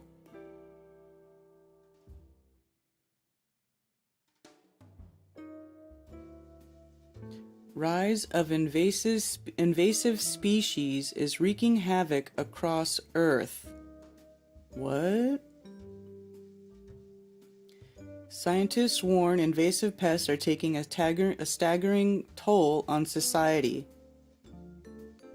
Authors of a major new UN-backed report says invasive species are costing the world more than $423 billion per year. Oh, well, let's just start exterminating all this life. Let's bury the trees and exterminate life. Fuck them all, right? Invasive pests are wreaking havoc across the planet, destroying crops, disseminating pathogens, depleting fish people rely on for food, and driving native plants and animals towards extinction. Isn't that humans? That's what humans are, right? This is what humans do. I think it's the elitists, the corporations are the invasive pests. If you ask me. I know exactly where your invasive pests are. They're hiding in big white buildings in Washington, D.C. The landmark assessment found more than 3,500 harmful invasive species cost society more than $423 billion a year, a tally only expected to grow as the modern age of global trade and travel continues to supercharge the spread of plants and animals across continents like before. Oh, okay. Here we go. The global trade and travel continues to supercharge the spread of plants and animals. So, hitching a ride on cargo ships, passenger jets, exotic species are bridging oceans, mountain ranges, and other geographic divides otherwise insurmountable without human help. The result is a great scrambling of the planet's flora and fauna, with dire implications for humans and ecosystems they depend on.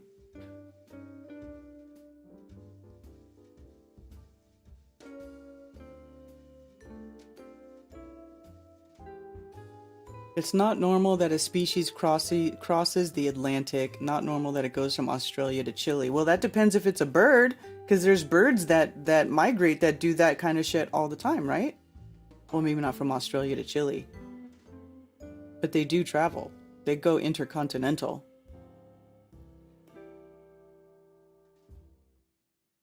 The body concluded the threat from invasive species is underappreciated, underestimated, and often unacknowledged, with only about a sixth of the world's nations having laws or regulations on the books addressing invasive plants and animals, with new species introduced at an unprecedented rate. This tells me that they could use this to possibly enforce stricter travel restrictions, stricter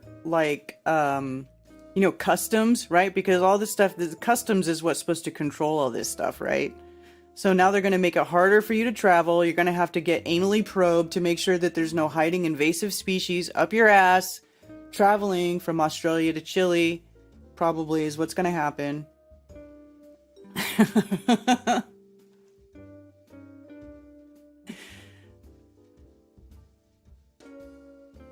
Bill Gates is an invasive species, right?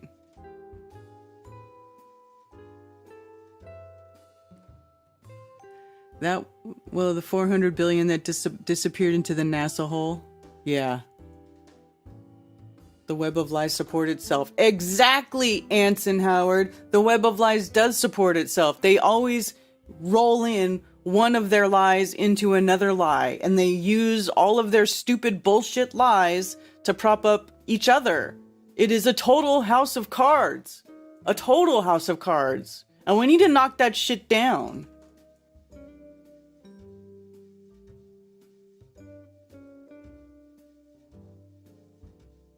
Brian, the new variant is Parola, which means cock penis, can't make it up.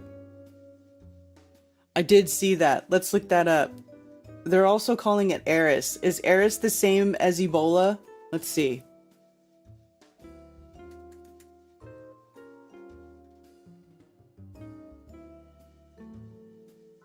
And then here, it's also a dwarf planet. So let's just roll up space and viruses all into one, right? Let's just have them subconsciously connected.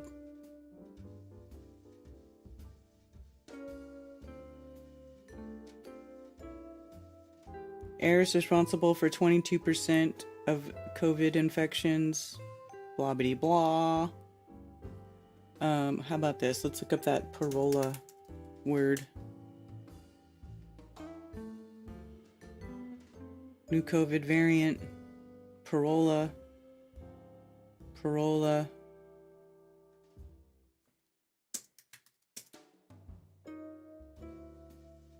Definition. It doesn't want to let me it doesn't want to show it to me. Oh, come on. DuckDuckGo is not any better than Google. I mean, I know this.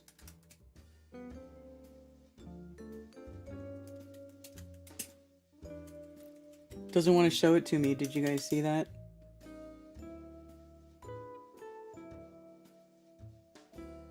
Parola may refer to pyrola, a genus evergreen herbaceous plants.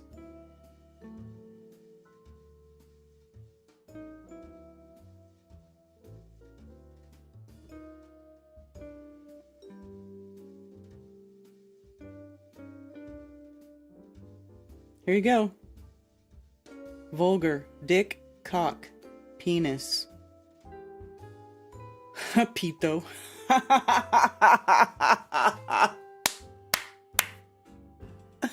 I remember going to school in California and dude, some of them pervert Mexicans be saying chumpa mi pito. Pirola. Parolas. There you go. Found it. Too funny. So you're all getting dicked by the new variant. They're dicking you around.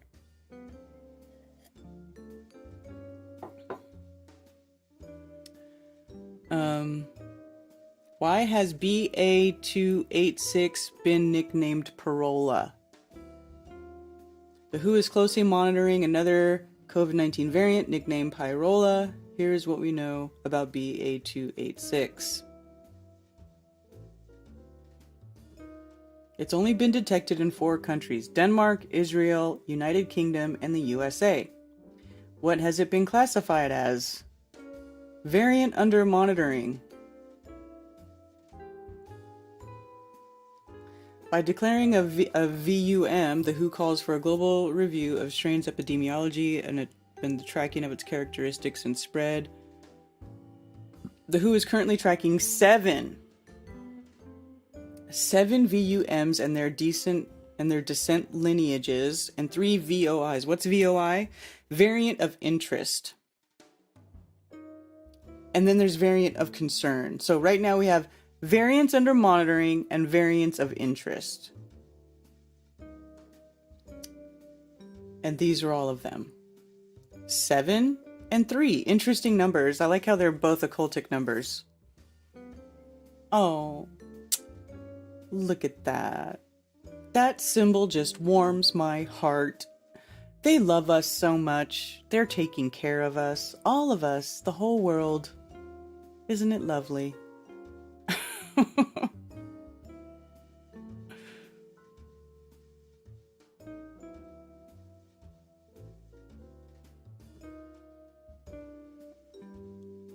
Okay, here we go. Why has BA286 been nicknamed Pyrola? That name came from scientists on social media. Scientists on social media? As of March this year, WHO decided to only Greek alphabet names to variants of concern. So far as WHO's concerned, there's no official non-numerical name for variants under monitoring or interest. Maybe they only need one or there. But some scientists have suggested naming variants to make them easier for the wider public to understand. The World Health Network, an organization that defines itself as People's Task Force promoting safety and support for everyone, says COVID variants should have nicknames. So the World Health Network, an organization that defines itself as a people's task force promoting safety and support for everyone, says variants should have nicknames. Why? Because then everybody talks about it more. Everybody knows about it more. Everybody scares the shit out of everybody else with it so much faster. Safety and support for everyone. It suggests drawing those names from astronomy. Yeah, astronomy. So think constellations, stars, moons, asteroids, exoplanets. Why? Because they have you mind controlled from the micro and the macro. So let's just throw space, which is always trying to kill you, into the same thing as this inner space, the unseen, which is also always trying to kill you. All these things that you can't see are trying to kill you. Let's connect them, shall we? Yes. The name appears to have been suggested by a person who goes by JP Wineland on the social media platform X, previously known as Twitter. The user, who describes themselves as a scientist and infectious disease modeler, named it after an asteroid that hangs out by Jupiter.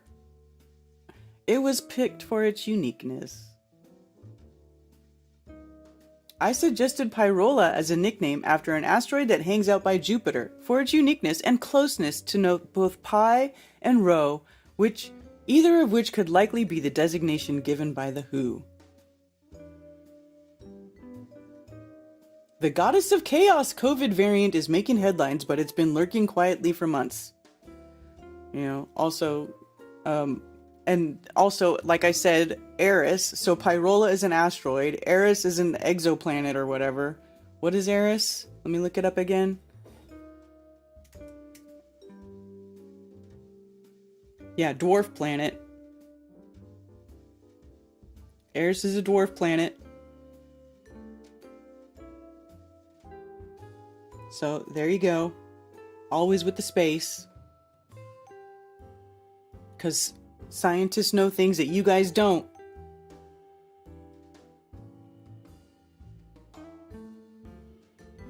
So there you go. Oh my god, we're all gonna die.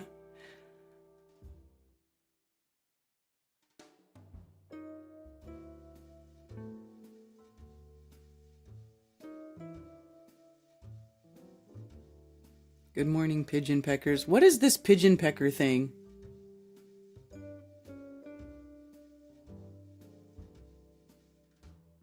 Like naming all big ones. Pigeon parolas. Double dose of brainwash. Yeah, man.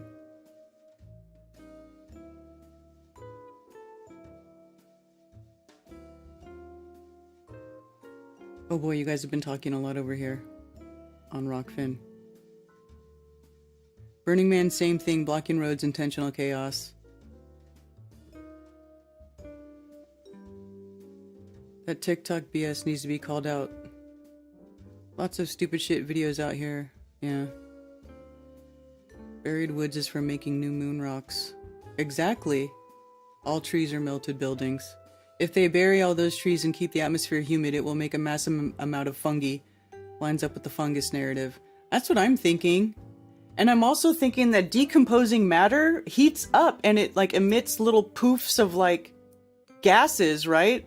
I had a bunch of, I had a ton of mulch. Like these guys were cleaning out the power line and they were making mulch out of the trees in the power line here. And I had needed a bunch of mulch and I was lucky enough to get these guys to come bring their truck and like dump a bunch of free mulch on my property a few years back, right? But a couple of the piles didn't get used right away. And man, it would be raining and, and then there would be like lizards and stuff living in the pile.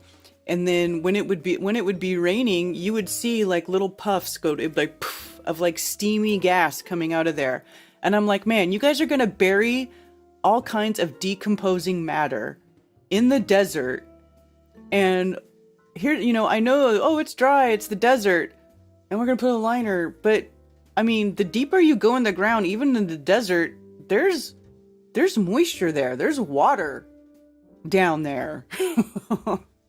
I don't think that they're going to be able to keep it completely dry. And it's going to start decomposing. And I feel like bad things are going to happen as a result of that. But that's just my opinion. I could be wrong. No way 370 miles, right?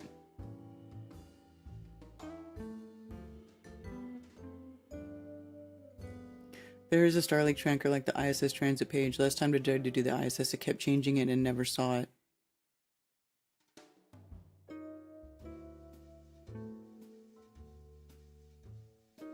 Yeah.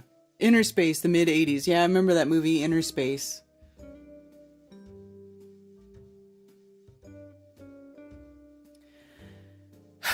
Yeah, man. So my phones are open if anybody wants to call in and talk. 848-222-2480. Blossom Inner Wellness has an interesting vid on Maui.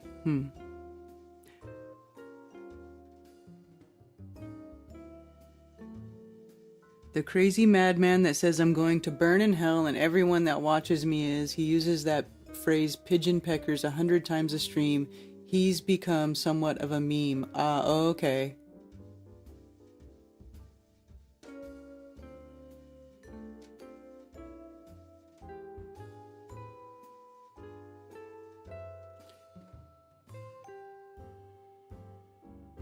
Yeah. Do you think it can cause volcanoes? No. I think volcanoes are part of the pressure mediation system, the natural pressure mediation system inside this realm. Because we live in an enclosed, whatever it is, right? I believe it's enclosed. Because it only makes sense because of the whole gas pressure thing, right? So how does that pressure get maintained in such a dynamic environment with humans breathing in air and plants breathing out carbon dioxide and all sorts of processes all over the place, creating different products like off-gassing things or, different process, everything adds to it, right? So this place, the pressure can't just build and build and build, right? There has to be some sort of pressure mediation. So, that's just my opinion. I feel like, there's something to that. That's just my opinion. Prola means cock. Yeah. It gets hot as it decomposes. Perhaps volcanoes are just old tree stumps and the oils from the Titan. Oh my god. Please don't give that guy any ideas, Dr. Back ass words. Please stop.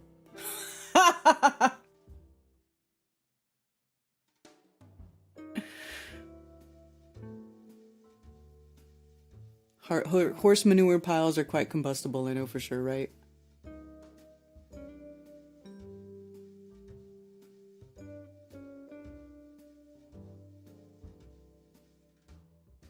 I don't think the volcanoes are from stuff decomposing though. Like there's something to I don't know. That's a whole mystery.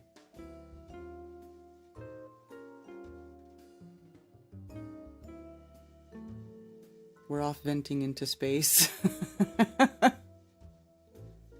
Yeah, I don't know. I think that's what, and I think stuff builds up on the surface and then it solidifies and coagulates, falls back down, burns up in the atmosphere. And then that's when we get these meteor videos like we were just watching, right? And everybody goes, oh, what is that? It's from space. Space is trying to kill us, Eek.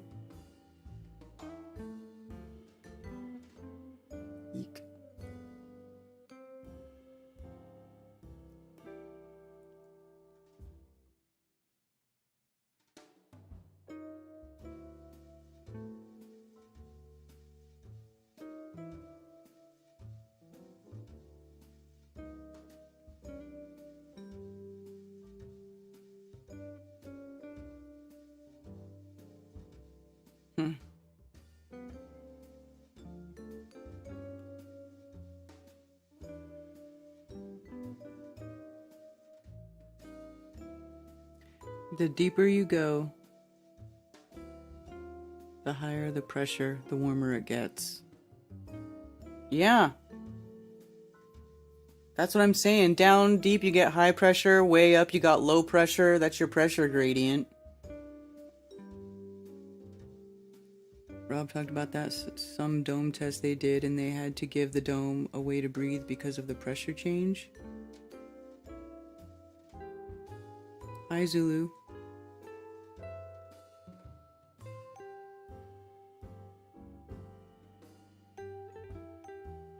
Alright, I'm gonna try this number. I'll try to answer your call again. Better not be playing music, and you better not troll. Thank you for calling Coffee Talk. You're on with Karen B. Hi, can you hear me? Yes. Oh, you can. Well, that music was, I was sitting at the piano playing. Oh. And yeah, and then I heard you say, I'm not playing any games. I thought, 813, well, she thinks I'm in Santa Cruz. I'm actually not in Santa Cruz. I was in Santa Cruz. That's where the phone came from. But how you doing? That tree thing is absolutely, I have never heard that before. That's a new one. It is new. It's insane. Burying trees. I mean, at any rate, I'm out in the woods here in the Northwest, and I mean, there's a lot of trees out here, and there's a lot of forestry and all kinds of things, and I've heard a lot about trees, but burying them, jeez. At any rate, I really wanted to thank you for something. I was really surprised that there's a product out there that you were talking about, and people should maybe be aware of it, because I think it would really help with a lot of the health problems people are having.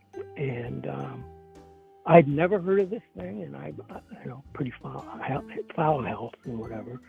It's called Shilajit. Mm-hmm. How long did you know about that? Just a few years. I think I. How did you hear about it? Gosh, I forget. It's been. I don't remember honestly how I heard about it, Really? but I heard about it, and then I heard it was really good, and then I just bought some and I tried it, and I really liked it. You know, I could feel that it was making me feel better, and then I got some for Ted, and Ted liked it too, and now I give it to my dog. What do you think it does? And you know, it's that little teaspoon of it. People don't really know what we're talking about. It's like almost like hash oil. It's real thick stuff. It's like tar. Yeah. And you can just mix it in coffee or whatever. And you don't need much of it. And I'm not exactly sure what it does, but it's a really interesting concept, isn't it? I mean, the whole crazy thing about, have you figured out it's formic acid? It's some kind of compressed mountain rock and minerals? Yeah, Shilajit is it's a blackish brown powder or an exudate from high mountain rocks, often found in the Himalayas, Afghanistan, Pakistan. It's also like pretty much anywhere there's a tall mountain range, right? They always get it from high altitude. Rock sap or rock juice. Okay, stop right there. Yeah. What? Think about. Now wait a minute. I've never rock sap. That's what they're calling it. What, rock juice? Rock sap or At any rock rate, juice, yeah. Yeah, at any rate. And then formic acid was something new to me too. But the only reason I bring it up is just to bring it up on your line, so if people hear about this, they might want to look it up. And that company that you recommended is really cool too. So, yeah, at any rate. What did you start I taking wanted it? to mention... Oh, yeah, I got some, and I can't quite tell. You know, it's amazing stuff to me. It reminds me of something very earthy and very kind of like deep, and I think it's kind of giving your body something that just should be getting, and probably we did get from the soil maybe 100 years ago. Yeah, But it's like pure minerals and fulvic acids, and it's like the most basic stuff, you know, raw that you need. It's like it's sort of like I compare it to when I used to watch all those, you know, wildlife documentaries, and there was like parts where they're like animals would gather at like these certain water holes, and they would literally be like picking up the mud and licking the mud. it's because they're getting the minerals from that. And, you know, a lot of us are devoid of these minerals, these really basic minerals that we need. And so when you take this stuff, you're getting that, those just basic raw minerals, you know. It's great. I love it.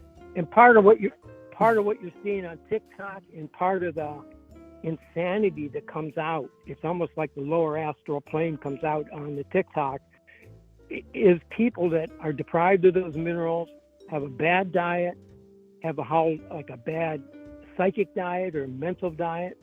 And what we're seeing is basically the world kind of like coming out of the recesses.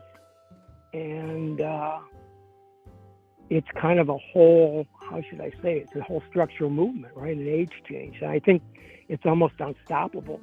And I think the craziness has always been there. It's just that now, under the electronic conditions we're in and under the communication, this weird instant worldwide communication where really small groups of very strange ideaed people can kind of come together and create their own communities. When people are seeing that, it's kind of like it freaks everybody out, but they've always been there. And I think it's almost like it's a visit from, if you're into spirituality at all, like a lower astral plane level where things are kind of out of control in a way. And then you can go up to a different level where it's far less chaos. You know, chaos is it's a state of mind for some of these people. And the way they dress and the way they look, some of these creatures I see on TikTok, it's hard to tell what they're trying to be or do. And the whole idea of creating an animal identity, and it's almost, it's very subconscious in a way, or otherworldly in a lower astral way, rather than the upper, more peaceful astral where things are more cooperative and people just don't do ridiculous shit like burying trees. That type stuff comes up in mind, you know. No. But at any rate, as an astrologer, I wanted to mention a couple of things. One of the things happening right now on a plane, I think, is all the planets, especially the outer slow-moving planets, they're all going into what's called a retrograde, meaning they all kind of like stop in the sky and everything kind of quiets down. And they usually all don't go retrograde at the same time. There's always things going retrograde and then direct again, and even the smaller planets. But this is like a group that's going to go into retrograde. We're starting about now, and by the end of October, right in the middle of the Las Vegas convention, which is really something. At any rate, when the planets do that, there's all kinds of weird things that can happen, and we're in a time that's already weird, so you can expect things to get. I mean, when I heard that tree being buried thing, I said, yeah, that's the kind of thing that's going to happen. So at any rate, that is going to last, and things are going to start going direct again in the new year. In a lot of ways, this isn't the best time to really plan anything. It's a time to maybe do stuff, but things are going to get really haywire for a while. And wow, you're right. Everything is in retrograde. Well, not everything, but most stuff. This happened actually not that long ago. This happened last year too. Everything was in retrograde at the same time. And you can, and it's kind of like, it's almost like in things, people's lives go retrograde, or you're kind of like in a, rather than going forward, you go into an inertia, and it kind of depends on what's in your chart. And by the way, I was looking at your chart because there's a May 9th, I think it's your birthday is May 9th, and I had somebody really special that I knew in my life that was born on May 9th, and I kind of got to know her pretty well. And I figured, I wonder what, because the moon sign for a Taurus is so important. I figured, well, I wonder if her moon's in like Gemini or Aries or, one of the anti-Earth signs in a way, because that makes Taurians very unusual. And I was thinking, I wonder if her moon's in Aries, because it's just such a battler. You really are stand up for what you believe in, and you're really forceful in your ability to get it across with your real strong Tarian nature. And it's kind of like, is your moon in Aries? No, my moon is actually it's an Aquarius. I'm a Taurus sun and moon and Aquarius rising. Aquarius rising, which is your moon and yep. Aquarius rising? Yep. Okay. Well. Well, Aquarius and Taurus, that is a very interesting blend of eccentric air energy and a real solid Taurian roots, because it's the same in they're fixed signs. So the interesting battles you have inside, or the all the ideas that you have rooted in the Taurus, that must be an interesting head that you. But at any rate, I was thinking, I wonder if it's Aries, because you're so. You don't even have Aries in your chart, apparently, if it's in Aquarius. So I'm picking up Aquarius there. At any rate, I was thinking that for you, I kind of wondered what would happen in the last couple of years when Uranus transited your sun. It would be kind of a crazy time, because that's what recently happened, I believe. But at any rate, I'll let you go. I don't want to hold you up, but I was thinking that part of what's going to be happening in the next few months is those retrograde planets, and I think overall it kind of puts kind of a note on what's going on now, and kind of like it's going to emphasize it in a weird way. And I think it's going to change when things start to go direct next year. But look for some really unusual, maybe it'll be the financial stuff too, because I've been hearing a lot about that.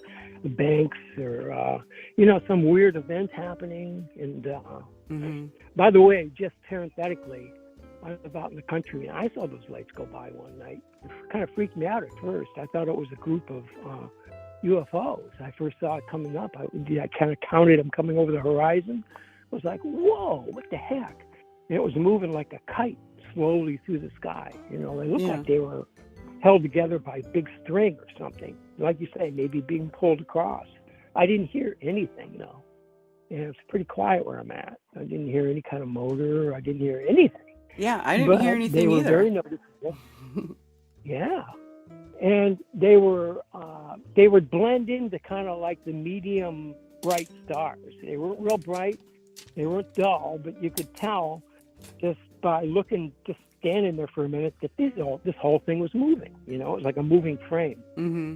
So, yeah, that's the only time I've seen it.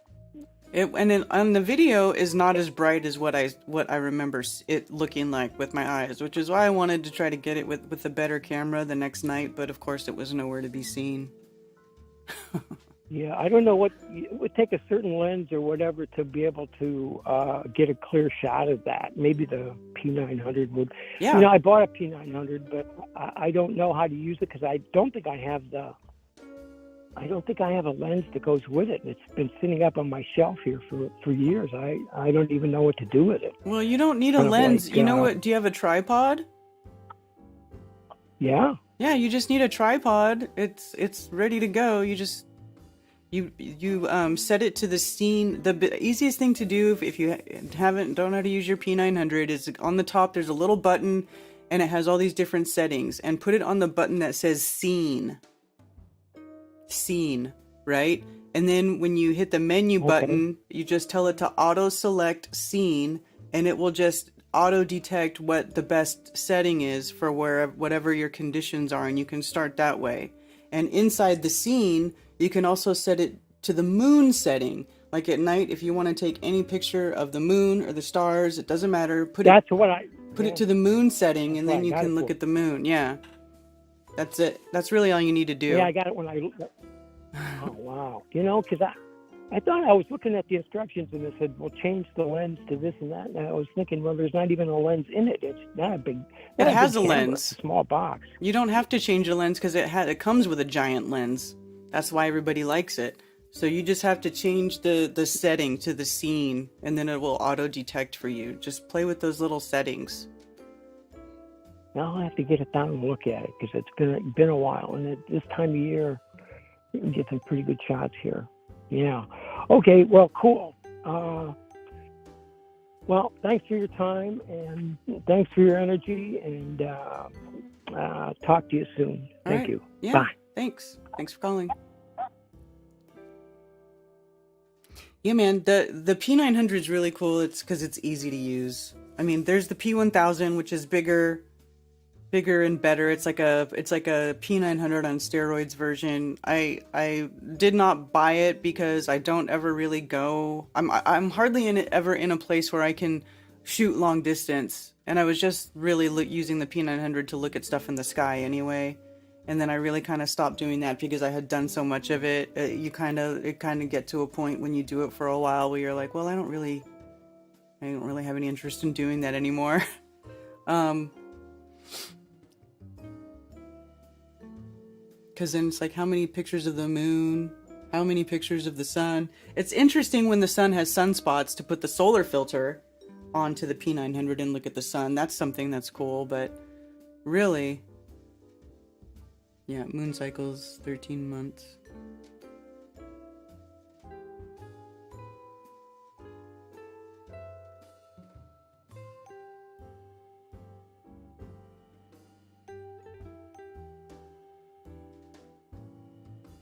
I think they hide the 13th star sign Ophiuchus as they hide the 13th month. Well, the thing is that it's a transitional constellation. It's not in there for like the moon or whatever is not in there for an entire month. And I think because I think we talked about this with the whole what do you call it? Almanac thing. The sun and the moon have a similar path, but the moon is off by 5 degrees. So the moon goes places in the sky where the sun does not go. Does that make sense? So like the moon being in Ophiuchus for like a day or two is one thing, but the sun never goes there. So there's never going to be a sun sign that, you know what I'm saying? There's not a sun sign that does that because the sun doesn't go in the sky where the moon goes.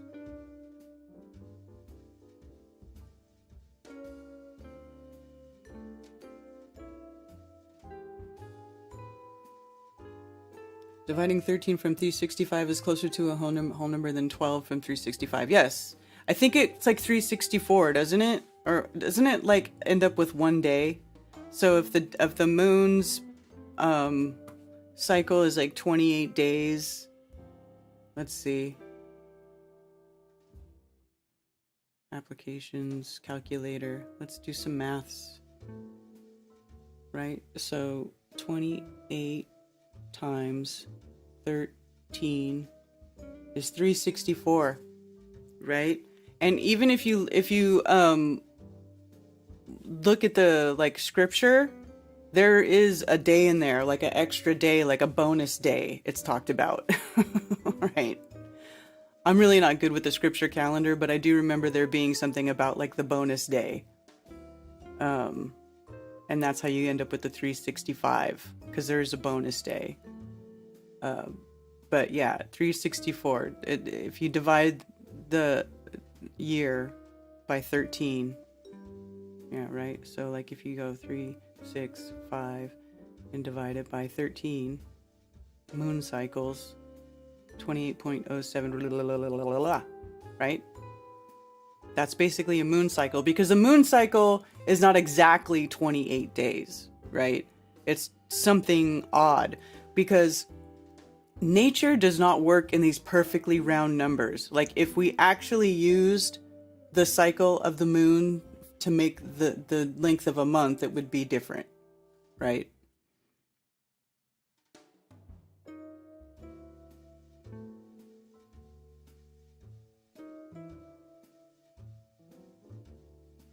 bonus whole day.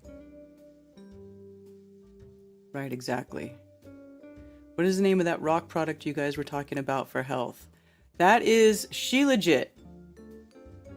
Shilajit, you guys. I honestly can't remember who I heard talking about it or where I learned about it. When he asked me that, I used to know the answer to that question. I've lost that information, and it's a painful process to try to get it back. But I do remember, this is like early on, or like 2020 time, with the whole health thing, when everybody had to learn to become basically your own doctor. I started looking, I just came across this stuff. I don't remember how I heard about it, but I know that it helps your body naturally get rid of harmful heavy metals that can be put into your system via the environment, all the toxins that get sprayed, and they're spraying heavy metals in the air. Like, we know this, they admit to it. So they're spraying it in the air. It could be in the water, it could be in, whatever, various things. Even if you go out to eat at a restaurant once in a while, even if you do eat at home, you don't know where the restaurant's sourcing all of their stuff. So even, it could be just from general life. The environment is not 100% clean, so it's going to get into your system some way or another. And the Shilajit helps you get rid of those harmful toxins, those toxic heavy metals. And it has lots of natural fulvic acid and minerals. What was it saying on here? It said that it needs Shilajit has almost all the elements in the periodic table. The thing that truly sets it apart from other natural supplements is how it was formed. Because it's formed from like a natural process. Over decades, at the highest peaks of remote mountains, plant matter of the purest origins, right? Nothing's going up there. It's like untouched by, modern society and all that stuff. Although, planes fly over the mountains and they spray, so I can't say that stuff doesn't make it into here. But plant matter of the purest origins has broken down to form large organic deposits as a result of a complex natural process. When moisture condenses on or runs down the mountain slopes, it seeps through these organic deposits, collecting many minerals, organic acids, and other beneficial nutrients until finally precipitating inside rocks as black-brown resin, which is Shilajit. So that's literally what it is. It's like a black mineral resin that is created through a organic process high in the mountains. And when you take it, you just take a little tiny bit, like a little, literally less than a pea size, because even a pea size would be a big serving of Shilajit. You just a little less. And then complex organic trace minerals, fulvic acid substance. Here, look at the benefits. Holistic metabolism support, provides a number of minerals, organic acids, and other organic compounds that play relevant roles in body metabolism. Bioavailability enhancement. It has its own wealth of nutrients. Some nutrients such as fulvic acid improve absorption and usage. Bioavailability of other consumed nutrients. So taking Shilajit may be the way to benefit the rest of your diet. This is helpful. So it really is it's probably the best single supplement you could probably ever take. And you buy one of these bottles, one of these little jars of the Shilajit. I think they're like $80. How much? Let me see. Buy Shilajit. Well, $45. Where is it? Okay, so soft resin Shilajit, which is what I get. And I got the big bottle. So it's $100 for the big one. But there's 250 servings in one of these, right? It's so little. This one little jar will last you most of the year, right? If you just take a little bit once a day, and it really does help your overall well-being. Ted really likes to take it. It has helped him in many ways. I'll let him tell you about that. But I also started giving it to the dog because they had pet versions. I don't see it here. Oh no. Where's the pet version?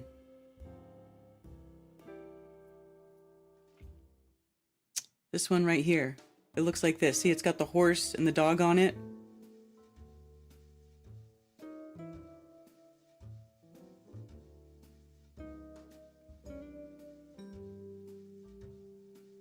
Standard Shilajit resin.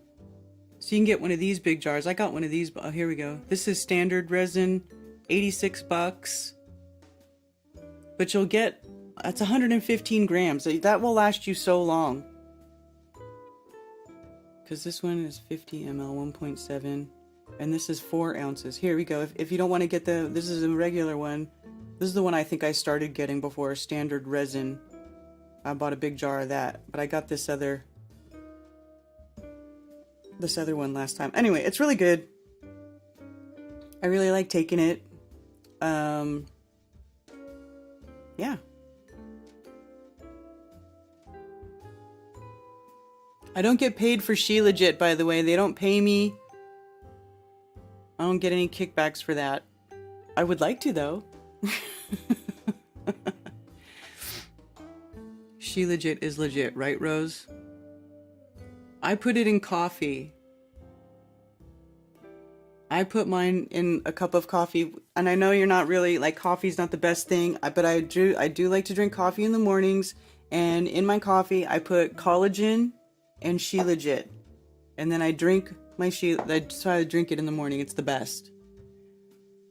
It just improves your overall health. It could add years to your life if it's helping you. If you do that in conjunction with other stuff, like if you're eating clean and you're, staying active, exercising, being, do stuff like that. Go out, get fresh air, grounding, sun gazing. These are all things that I do. All that combined, like, I feel like I feel pretty good. I'm 46. I'm doing all right. I still have my bad back problems every once in a while, but for the most part, I feel like I'm doing all right.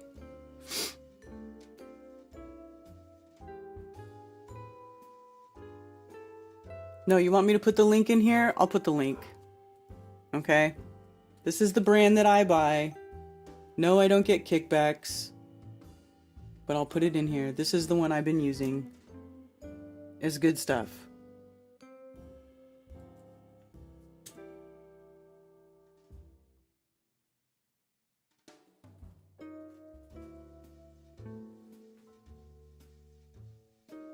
Shilling big for Shilajit. I am. You know why though, Billingtano? Because I want people to feel better. I actually want people to not live in fear and have good, healthy lives and good relationships and enjoy themselves and live to their fullest potential. That's why I don't get anything for this. But I like it. It helps me, and maybe it will help somebody else. So that's why. I genuinely would like to see people feeling better and doing better in their lives. This is why I yell at Brian to stop eating sugar. Yes, it tastes like dirt. Valley Parks, yes. It is dirt. It tastes like dirt mud. It does not taste pleasant. It's strong. It's not a good flavor. But it's dirt. But I'll tell you what. For some reason, it's okay. I feel like I'm okay with it because my body's like, ew, it tastes like dirt. But you know what?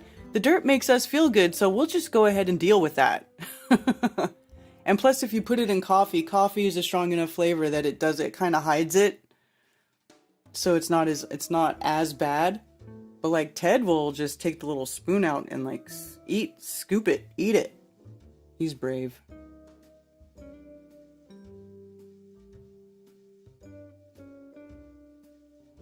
The knockoff Vitacost brand. Well, I might still be okay. Might not be as good as like the real Shilajit, but it can't be bad. Maybe it won't be. I don't know. Tastes like the bong stem resin. No, it doesn't taste that bad. Need to get rid of parasites. Yeah.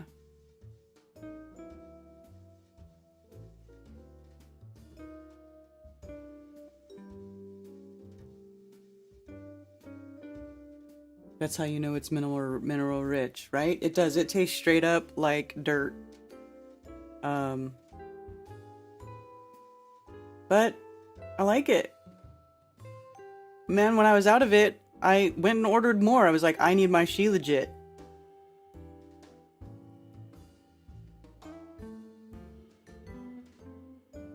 A shot of bong water will purge your system. That sounds so disgusting.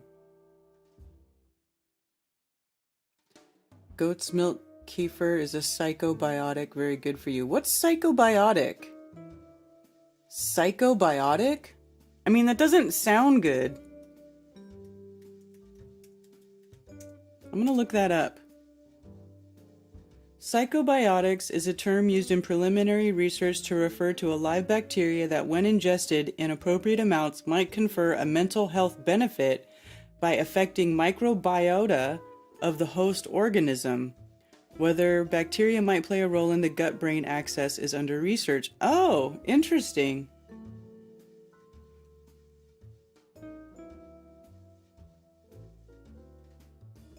Psychobiotics, a revolution in psychiatry.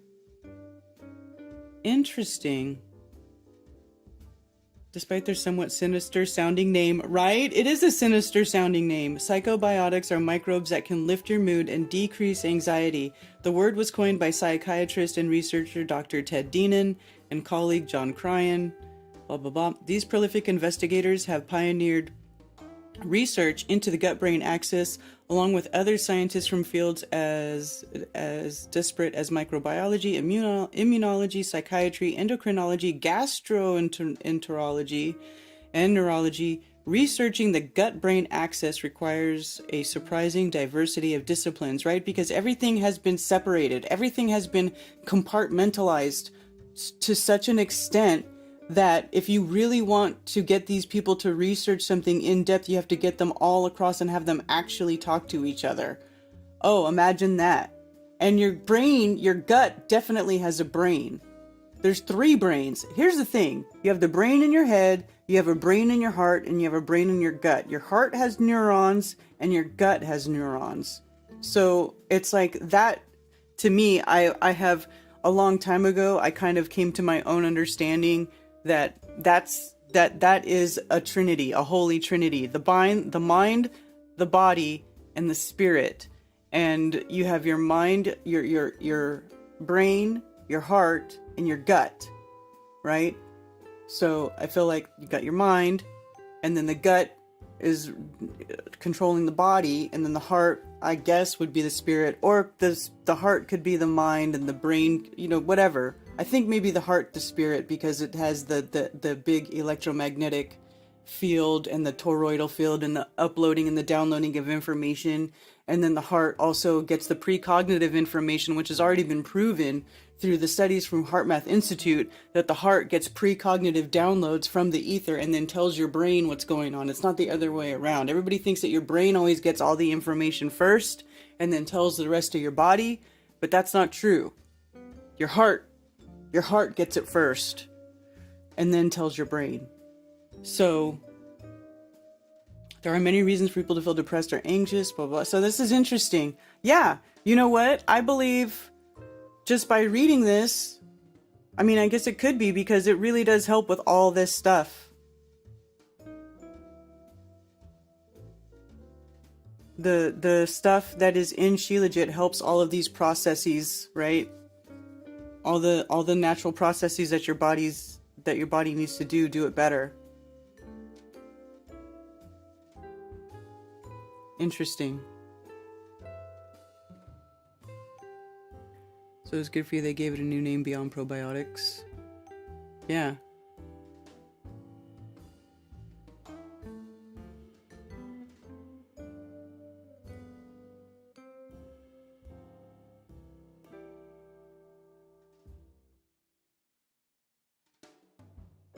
Gut biome and mind control. Is there a video on that? I mean, I believe that because think about it.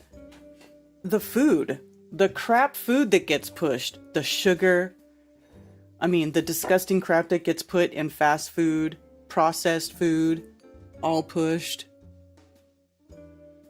I absolutely believe that. I mean, it's clearly, if you're putting a bunch of garbage in your body, you're going to induce brain fog on yourself. You're not going to be thinking clearly. You're going to, all these little pathways, these little everything inside your body is going to have just toxins randomly throughout it. And if you don't ever let your body get rid of those toxins, you're never going to be functioning optimally. I think the parasite piece is huge too. Everyone must be riddled to various degrees. Parasitic mind control. Yeah.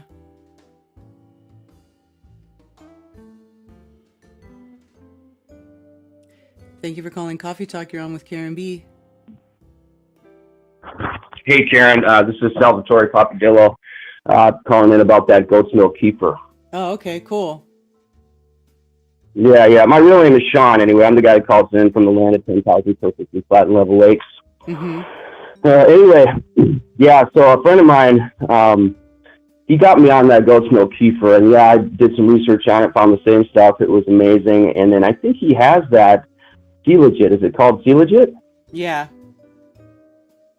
Yeah, he had like a black tar. It was like a tarry type of stuff. It wasn't a powder, but I think it was the same thing. So yeah. Anyway, I'm thinking about getting on that stuff too.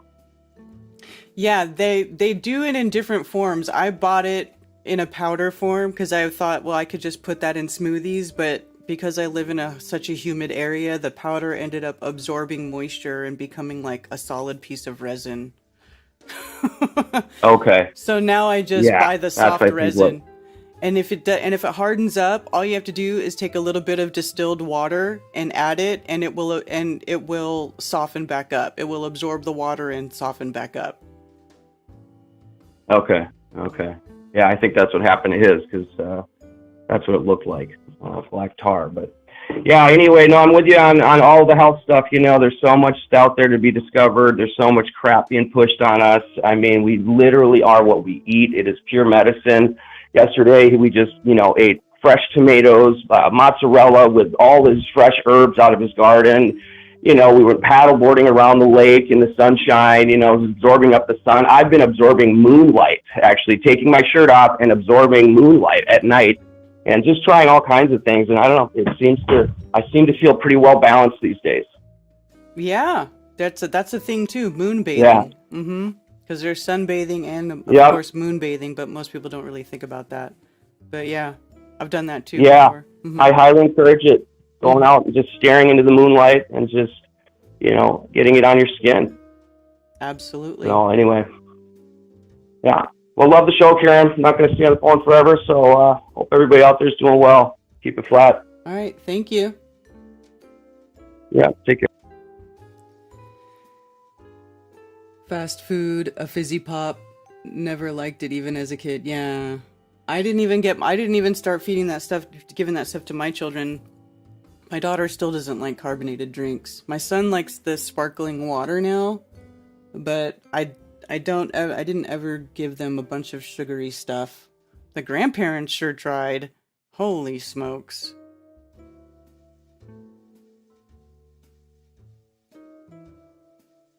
A moon sun magnifier? A moonlight magnifier? That would be cool.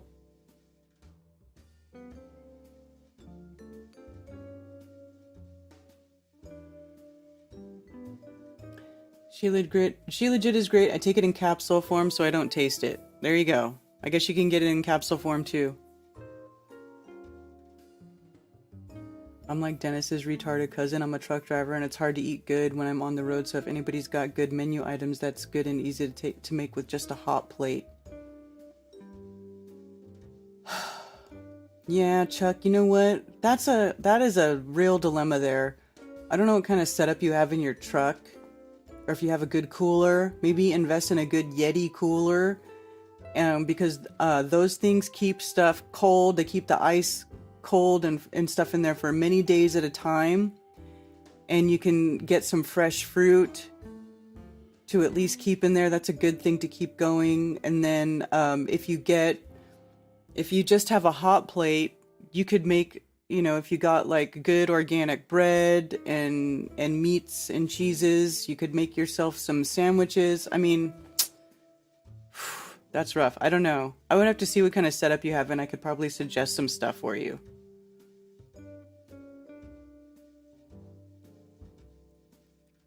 Or pre-making meals is another thing. Like if you were to make like a big batch of something and then just heat it up as needed.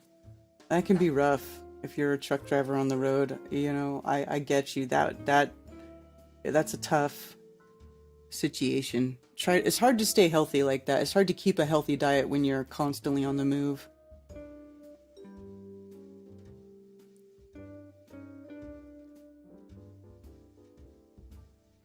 You should get an air fryer. I've watched videos of truckers using it in their trucks. Really?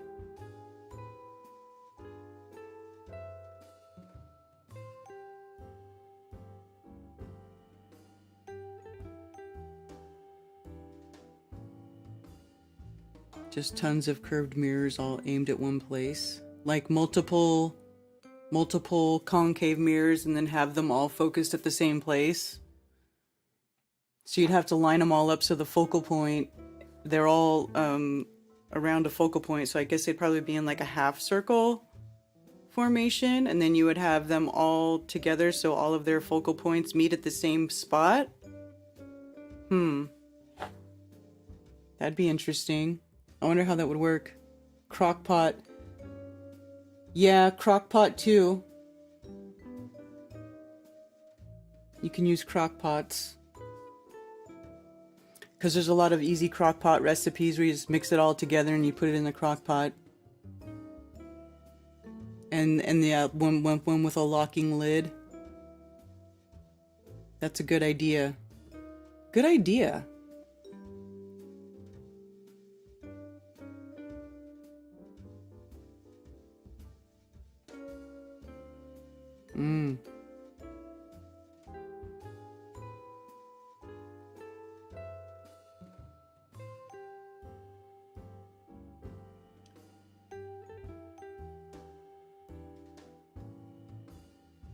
Faced with evolving threats, the U.S. Navy struggles to change. How? They got the biggest budget. How does the U.S. Navy struggle to do anything? They got the military has the biggest freaking budget on the face of the plane for anything, and they are struggling to change. A new generation of cheaper and more flexible vessels could be vital in any conflict with China, but the Navy remains lashed to a big shipbuilding programs driven by tradition, political influence, and jobs. What?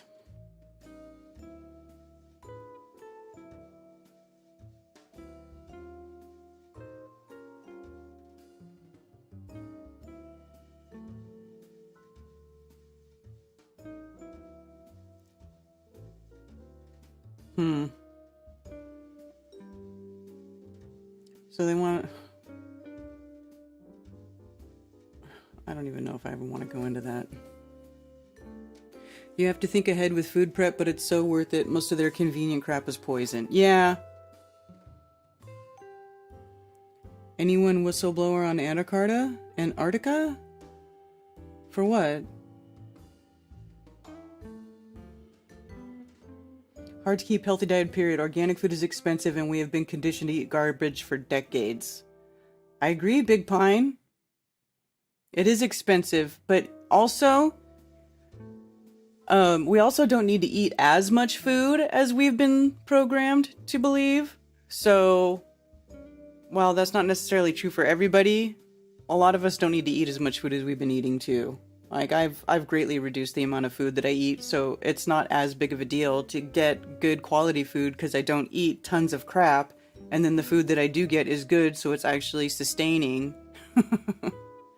Don't eat lots of sugar. I guess it depends what you're eating.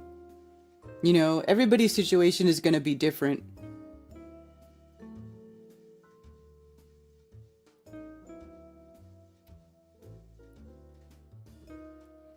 All right. So have we exhausted our coffee talk this morning? Oh, by the way, let me just put this up here.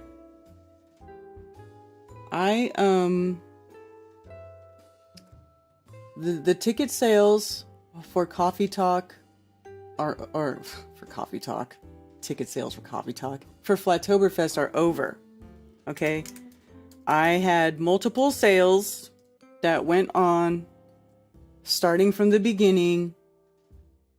You know, and now we're less than 2 months from the event. All the ticket sales are over. The tickets are now at their full price. If you go here to buy your tickets, let me go over here.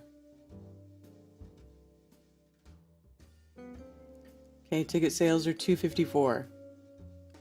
That's the final ticket price of the event.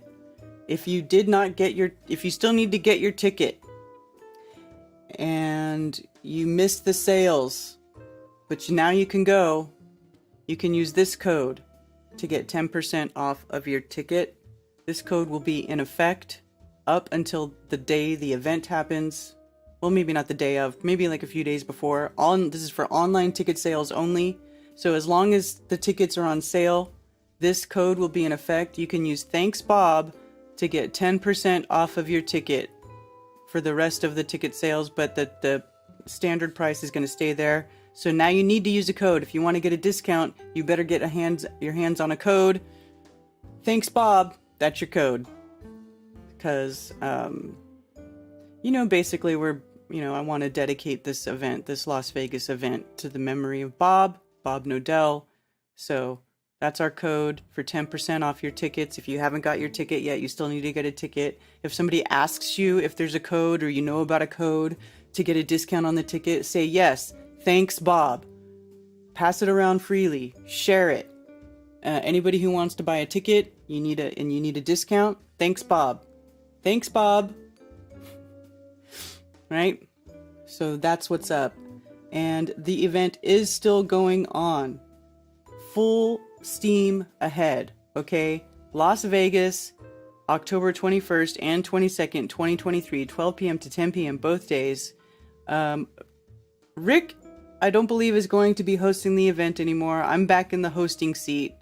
So, but everybody else is still coming. Mark Devlin from the UK, Dave Murphy from the UK, Ben Balderson, Jason Lindgren, Mark Sargent, of course, Amanda Vollmer, Jaron Campanella, first time at one of my events, so that's pretty cool. Austin Whitsitt will be back. Chief Crow playing live music. We've got a sound bath experience set up for you for Sunday.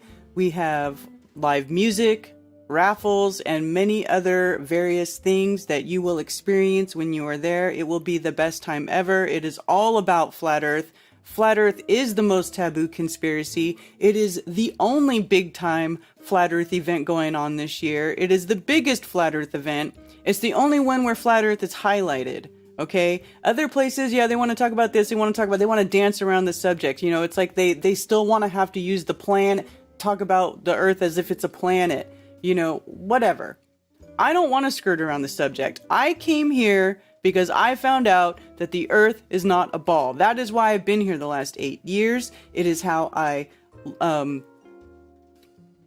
found my way to many other truths because of that one.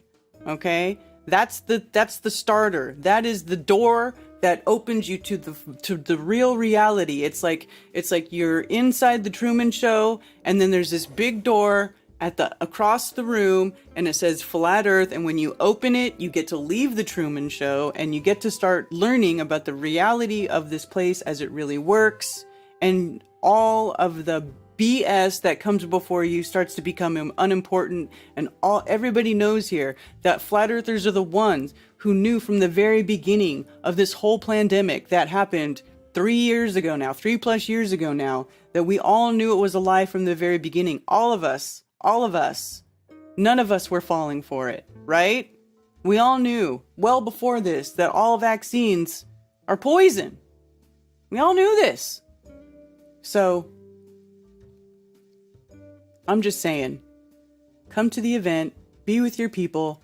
These, I feel like that's the brightest. Those are the brightest, the best and the brightest right now is those who knew this from the beginning and have been screaming the same thing this whole time. And that's us. So come be with your people October 21st and 22nd of 2023 in Las Vegas, Nevada. We're going to be flat smacking people all over Las Vegas. We're going to be having the best time, a full weekend. I think we're going to be organizing a karaoke for Friday night, but it's going to be a full weekend of geocentric goodness. And I hope to see you all there.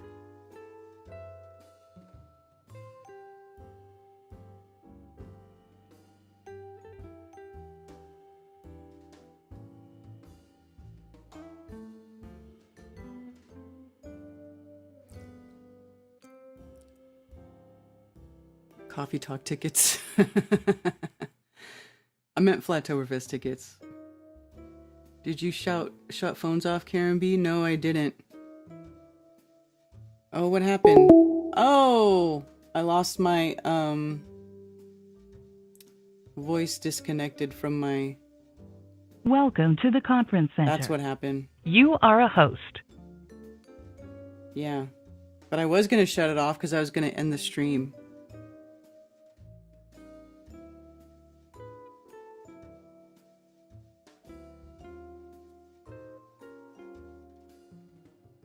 Flat Earth is the apocalypse. It reveals all things. That's what I'm saying. But all these other places, I feel like these people, a lot of these other big events that are going on that have a lot of our people in it, like they just ignore it. They just skirt around it. Like you can talk about it there, but it's never highlighted. It's never out in the open. It is still considered so taboo. It's like still the one thing that you can't talk about. And like if you're a flat earther, you're automatically like relegated to like a lower standard of people still, I feel like there's a lot of people waking up, but still, there's still a lot of alternative media that will talk about everything except that, right? And even though dumbass Tucker Carlson wants to go on and make everybody think nobody cares about flat earth. Yes, they do. Yes, they do. Because flat earthers are the one exposing all the bullshit. We expose the most bullshit. So yeah, they freaking care.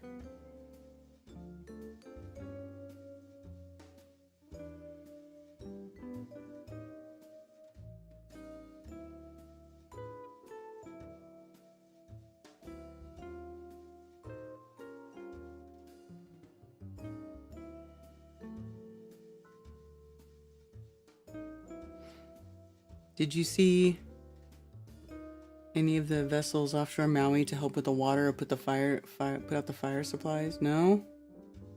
I did not, but that doesn't mean anything. Food is fuel. If you don't do much, you don't need much. Exactly. Unless you're growing. Once you stop growing, then you really don't need it so much. Unless you're Ted. Ted says he's like perpetually in puberty. I believe him because that man eats an amazing amount of food. You should have seen what I cooked last night. Actually, why don't I show you guys? I'm going to show you all. This is what I did last night, and Ted ate every bit of it. Well, not every bit of it, but he ate a lot of it.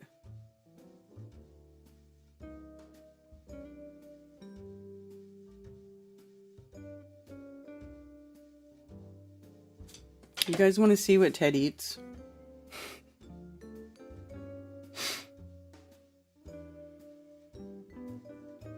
This was us yesterday. 2 tomahawk steaks on the grill. They barely fit on my little grill. Look at those beasts. Hashtag flesh eater. Nom nom nom. And then this is what they look like grilled. Ted was in heaven. He loved it. And then I also grilled up a bunch of lamb chops. These are all little lamb chops. on the grill there. And here they are done. Mmm, lamb chops. My son was gobbling these up. He loved it. Loved it. They were huge, Karen. I know Brian came down here and he saw the tomahawk steaks. He was like, holy shit, those are the biggest steaks I ever... Look.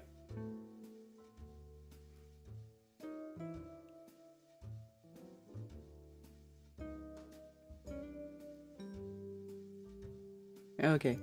Thank you for calling Coffee Talk. You're on with Karen B.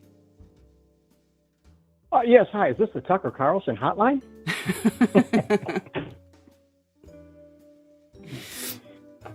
You know it's me, JM, and I'm just joking with you, Karen, right? Yes. Yes. Yes. Okay, I just want to make sure you don't go, goddamn troll. No. What's going on, JM? Well, I'm calling because you were talking about the power of food, good food and bad food. Mm-hmm. And then I think I told you about a month ago, I changed my dog's diets to real food. And one of my dogs, my good friend Sam, is going to be 13 this December. We've also just, after we changed his diet, because he was bloated from the shitty food. We thought we were buying him the good dog food, you know, the expensive bag dog food. No, it's all shit. All that stuff is just shit. And he slimmed down, and then we found out he has thyroid cancer. His thyroid was very swollen. With the complete changing of his diet, his health is 100% better, no longer sheds, and he's a Staffordshire Terrier, so basically an American Pit Bull. And they'll get those fatty tissue growths on them as they get older. The ones on his belly have started to shrink. The big one he had on his back leg has started to shrink as well. It was getting knotted and hard and big, and it's started to shrink. Wow. His energy level is unfriggin' believable now. Not saying he's running around like he did when he was 3 or 4, but he last week was playing with a 6-month-old dog, running, chasing, wrestling. You know how boy dogs do. They get there and they roll around and wrestle, Mm-hmm. and he's rolling around wrestling with this 6-month-old dog. Aw. And he's going to be 13 in friggin' December. Wow, I was going to say, how old is he? Yeah, he's So- going to be 13 in December. So what does he get fed? What's his diet? Well, I switched it, and I'm not trying to do a sales pitch here, but when we moved, I got a coupon in the mail for that food called the Farmer's Dog. And it said, hey, try a week's worth of food at half price. And I was like, And I'm reading the ingredients. I'm like, okay, this is all real shit. I kid you not. And I have 2 dogs.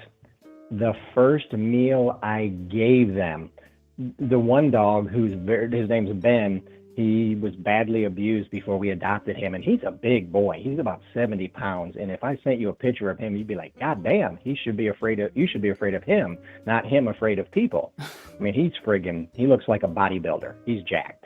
Just a good-looking boy. But when I got that food, and I cut open, because they come in bags made each for each dog for the size that they are, and I cut that open and let him taste it, he tried to rip the bag out of my hand like, give me that food. They wake me up every morning to get it now. I feed them half in the morning and half in the evening. They wake me up and go, it's time to eat, sir. It's 4:15. Yeah, we know. You get up at 4:30. We're hungry now. Huh. And Ben, who was always very timid, very skittish, his personality's gotten better. He's not as timid. He's not as skittish as he used to be from the diet change. Almost like he had ADD before, and he no longer has that. You know, if it gets loud, or if I'm really stressed, he can sense that energy, and he still gets a little nervous, but nothing like he used to be. Nothing. Wow. That's pretty They're cool. coats. And then my son, he's into a lot of healthy eating stuff. We're giving him, my dog, sea moss, because sea moss has got a bunch of nutrients in it, minerals. It also has colloidal calcium in it, which helps with cancer. My friend Greg is the one that also said pineapples. What's in pineapples is tremendous for fighting cancer. So I've added a little lunchtime snack for them. I just put it in a smoothie maker, and I put pineapple chunks and blueberries along with just a little bit of chicken or a little bit of turkey, and they friggin' devour that. And then my son started adding some tea to it, sarsaparilla something, or I don't remember what the leaves it is that he makes the tea with, but it's also known to help fight cancer. Huh. And we've noticed a little bit of shrinkage in his thyroid. Wow, that's great. But another thing that we just added, I just started them on Saturday, was I was looking, you start looking on YouTube, okay, what can you do for a dog with cancer without doing the friggin' what the vet wants to do, load them up on drugs and steroids and chemotherapy. I'm like, I ain't doing that to my best friend. I ain't putting him through that hell. Right. And there's a lot of doctors now talking about an incredible thing as a parasite that gets rid of parasites that is being found in studies to help dogs with cancer get rid of the cancer. We may have heard of this before. We got to be careful what we say on the YouTube because, that's a horse paste stuff. Fucking ivermectin. Right. Yes. Surprise, they tried to shut down ivermectin is nothing but witchcraft. Yeah. But the funniest thing, or the most ironic thing is my stepdad has a dog, and they adopted that dog years ago before my mother passed. And he loves his dog, which is fine, but his dog hates me, can't stand me. The dog just an angry dog. Well, his name's Joe. I've been telling him about the difference I've seen in my dogs with the diet change. And I told him, I said, please, get your dog, just try it for a week and see what happens. And I told my sister, I said, you watch, I guarantee you Joe's dog, Bo, will have a whole different demeanor when he's getting good nutrition and food. And I said, watch what happens next time I go over there if he switches the food. He switched the food about a week and a half ago. Went over yesterday for the Labor Day holiday, and he normally takes the dog and puts it in his bedroom, and the dog sits there the whole time barking and screaming and pissed off at the world. I didn't hear the dog make a sound at all. And then I saw in his freezer that he had, because you keep you don't want to put all the packs in the refrigerator because they only last like 3 or 4 days because there's no preservatives in it. Mm-hmm. So you just take out a couple so you've got it to last a few days. And I saw it in there. I said, oh, so you're feeding Bo that food? And he goes, yeah, I haven't really noticed any difference. And I'm thinking, I haven't heard that dog bark once or scream once. He brings the dog out on a leash to give him his food. And I'm sitting at the counter in his kitchen, and normally his dog would be trying to pull off the leash and attack me. Didn't even move. Went right over with him to the counter like, oh, you're getting my food. Fantastic. He cuts open the top of the bag, goes over to his food bowl, starts putting it in the food bowl, drops Bo's leash down, and I was like, I'm going to give a test now. I'm going to stand up and look at that dog. If he's got a better demeanor, he's not going to come at me. If he's still got the same demeanor, he's going to look at me and charge at me and try to, bite my leg off. He looked at me, and I looked at him, and I said, you eating some good food now? And he got a smile on his face and goes, yep, eating some good food now. Looked down, finished that whole bowl, and I was like, holy shit. Went outside. And I told Joe, I said, hey, let the leash loose. Let him over by me. And he's like, what? I said, let him over by me. Came over, licked my leg. And then a little bit longer, I was like, I know what I'm going to do. I went inside and got a little piece of watermelon. And I called the dog over, took the leash off the dog, started feeding the dog watermelon. Just the biggest smile on his face, happy face. He's got a little nub for a tail. He doesn't have a tail. He's just got a nub. Thing just wagging like crazy. That's awesome. And that's only a week and a half. I'm just changing the diet. Wow, that's really good. If that does that for animals, imagine what that'll do for people. Yeah, no kidding. No kidding.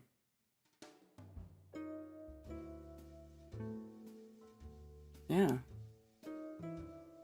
Hmm. I hear people, they'll mock it. Oh, they're not getting all the nutrients they need. Oh, fucking shit. The nutrients you need is in your food. Yes. Well, sometimes supplements help. Oh, they do, because, but I mean, yeah, if you want to add a little bit of extra vitamins in, because like the food that I get for my dogs, it does have, they add in vitamin D and they add in some other nutrients.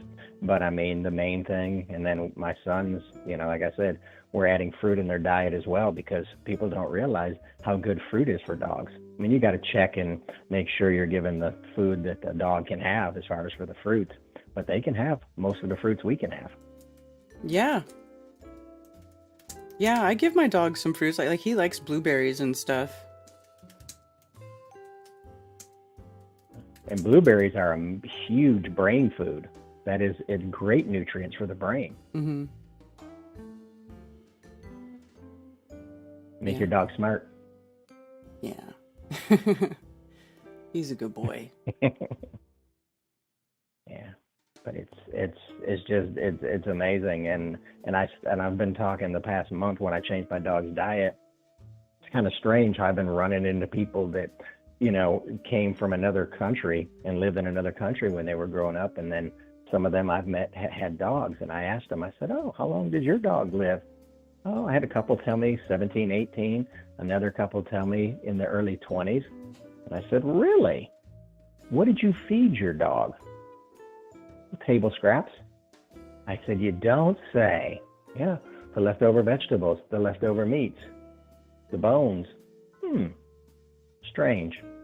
No bagged dog food bullshit. Yeah. Yeah. That's amazing. They're fucking poisoning us. Yeah. I think they do it like first to the animals, and then if they're successful in the animal world, then they start doing it to humans. You know what I'm saying? Like I feel like our pets are the it's like the open season animal testing playground for all these corporations, and like the veterinary system. Like a lot of our pets were getting these shots for coronavirus and stuff for a few years already before they started trying to push it on us. You know? No, I agree. You got to remember, our parents' generation was the one that was pushed the bagged dog food bullshit lie. Don't give your dog table scraps. Don't give your dog table scraps. Mm-hmm. And it's funny because when I took that watermelon out and I go to give it to Joe's dog, he freaked out. "What are you doing? What are you doing?" "I'm giving him some watermelon." "Oh, you can't do that." "Yes, I can. Watch. It's fantastic nutrients for them." And he's like, "Well, I don't want you to give him too much. He'll get diarrhea." I said, "It's full of fiber in water. Fiber in water does not give you diarrhea." Yeah. Yeah, my dog loves apples. But it's because... Oh, apples are great for a dog. They love it, because every time I'm eating an apple, he'll come sit down and look at me and literally beg for the apple. He knows what good food is, Karen. Mm-hmm. I take it you don't give him that pebble food crap, do you? Give him what? I take it you don't give them that pebble food garbage or the kibble or whatever you call it, the dried dog food in a bag crap. Well, we have some dried dog food that we give him a little bit and mix it with his wet food, but it's Call of the Wild. Like I tried a bunch of different stuff, and I got him stuff that set well with him, but I don't know. I've been trying to look at for different diets for him. I would like to get him off of it. I would recommend it. Now, you can make this stuff. You can literally buy the meat yourself and the vegetables yourself and throw it in a blender and make it if you want to take the time to make the food. And I promise you will notice a huge change in your dog. Yeah. You will notice. It's nice because it already comes in a pre-package, but I mean, I'm looking at probably trying to start making it myself, just going, yeah, it is kind of expensive, but the change I've seen in my dog, I'm like, holy crap. I think I saved my dog's life, because I had noticed he had slowed down, and everybody says, well, he's going on 13. They just don't move around like they used to. I'm like, no, he doesn't look friggin' happy. And then by fate, that coupon shows up and I try it, and literally within a day I noticed a difference in both my dogs. Within 2 days, his shedding was almost gone. Wow. Yeah, he's still going to have a little fur come off just like you. You have hair. You're not losing your hair, I don't think, are you? But you're going to have some hair that comes out periodically. That's normal.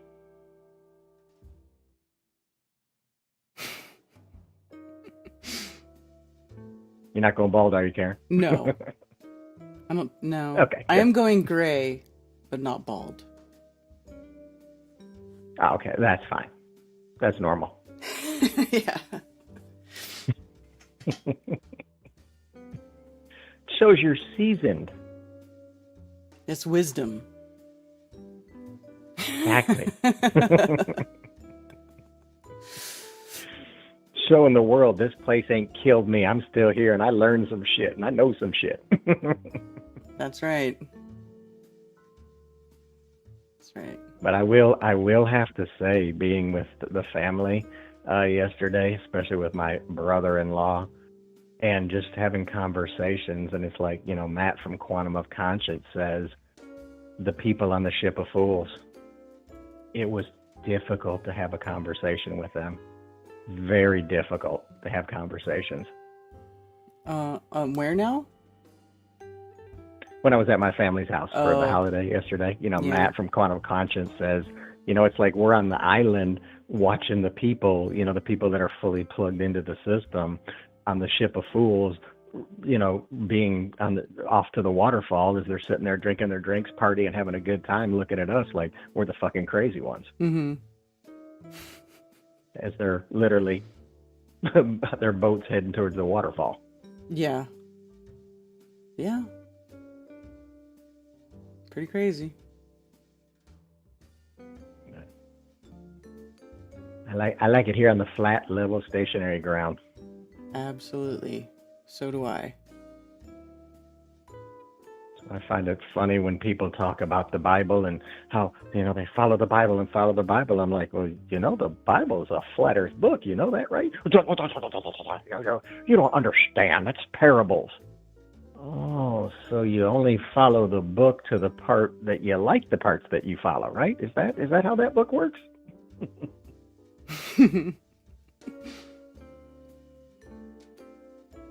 Yeah.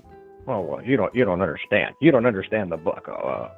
One of my brother-in-law tell me yesterday, you just can't go and look at those religious, what do they call them, the memes?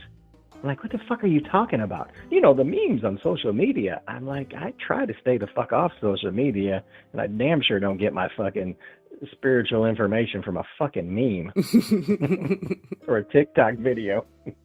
Yeah, no kidding. I'm not reading it. I'm actually going to either a church where they actually read the fucking word, or people I listen to actually read the word and discuss the word. Yeah. I think everybody should read it. If they really want to know what it says, you should read it. Very, very important. Mm-hmm. One church I found that I'll go to periodically, that's what I like about it. They're like, hey, if you're coming in here, if you don't have a Bible, we'll give you one, because we're going to go by the word, and you need to be able to read along with the word to get a full understanding of it. Sitting there going, listening to what the person's saying, you need to be looking at the word and reading the word as it's read. Yeah. I know I've already learned a lot, and I'm still only in like the 3rd or 4th book.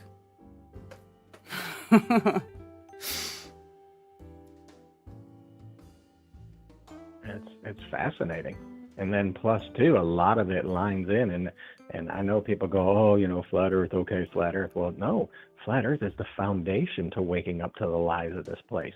It is the friggin' foundation of it all, and it lets you realize that, holy shit, that creator, whoever he is, I don't want to get in a debate with people on who is the creator and all of that, but it puts him right there, close, like we've been told he is, not some faraway mystical thing in a endless void of space bullshit they give us. Mm-hmm. For sure. I'm gonna keep following this crazy flat Earth shit, Karen. Trying to eat better myself and give my dogs that good food, and I'm gonna laugh at the people when my dog's gonna be 16, 17, 18 years old. How did you get him to live so long? Well, he once had cancer, and gave him good friggin' food, and surprise, like magic, it got better. Yep. No drugs, no poisons, no toxins. Yeah, it's hard to find good food. Like, a lot of those ones that get pushed, like that blue dog food, that stuff is horrible. That stuff gave my dog hives. And it's like it's touted as like the best food ever. That shit is toxic. In my personal opinion, anything that is dry dog food in a fucking dog bag is like giving your dog McDonald's every meal. You're doing horrible for your animal. Dogs shouldn't only live to 8 or 9 or 10 or 12 years old. That's not normal. Yeah. They've lied to us. They sure did.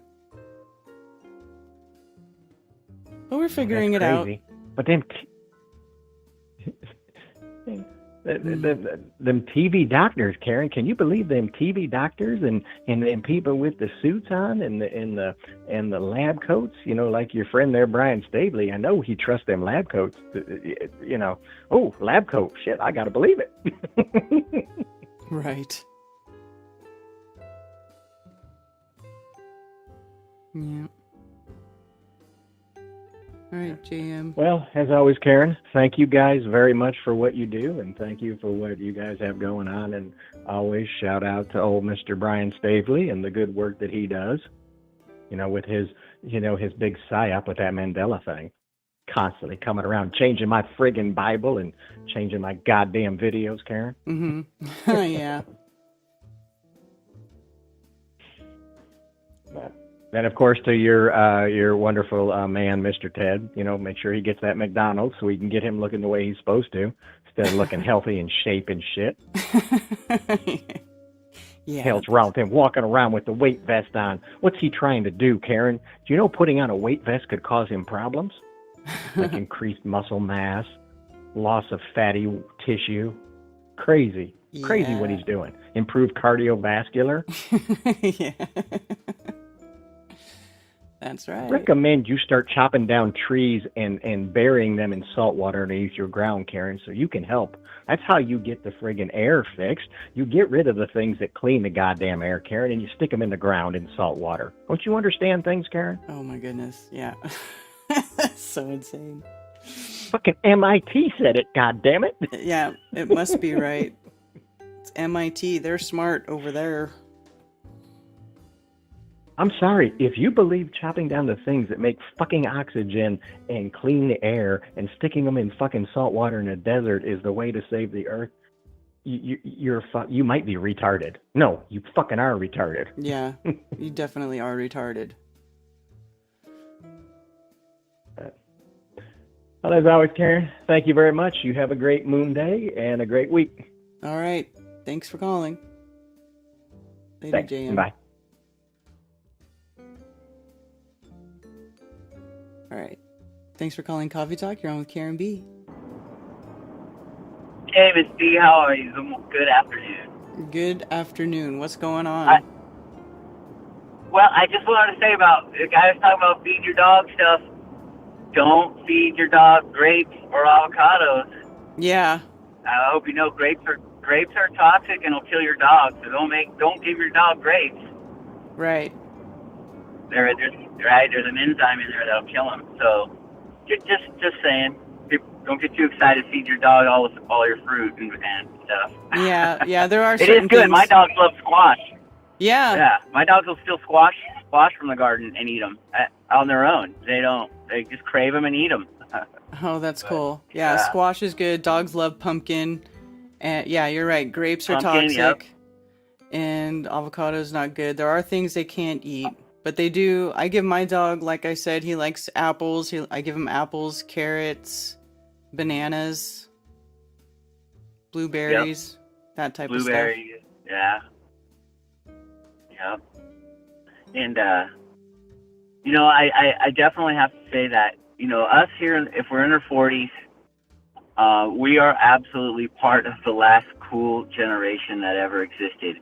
Anybody lower, with the TikTok and the phones, that's your coolness level is gone. There is no such thing anymore. We are the last cool generation. I don't care what anybody says, because any other generation, if this is the news that they're believing, and that's why I think the flat earth movement is got this weird stagnant with younger generations because of the broken edges. They're just not as smart coming out of school at all. They've been passed and given grades and easy exits out of school. They've never been challenged. And then now we got all this leftover brain mass from all these young people that we got to deal with that I have no education. And then they hear these stories, they hear these bearing tree stories, and they believe that Bill Gates is saving the world, or blue lasers, or blue paint, or just, it's just puts, oh man, I just want to bang my head against the wall, but the stuff that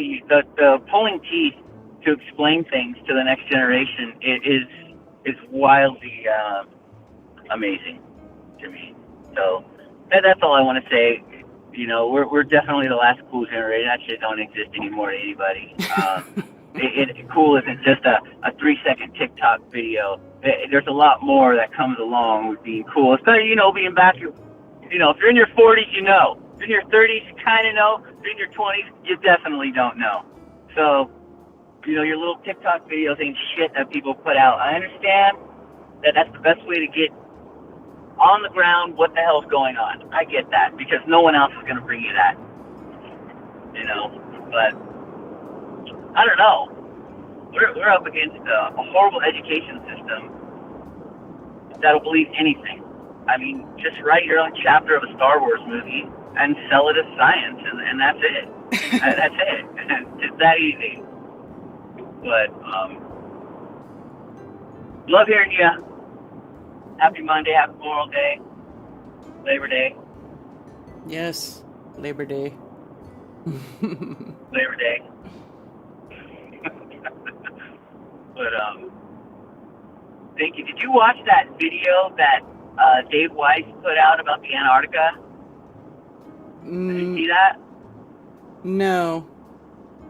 I must have missed it. You should check that out. There's one he just put out on the app, and it's Antarctica. It's pretty mind-blowing at the end of the video. It even says fast forward to 6 something. And there's actual video.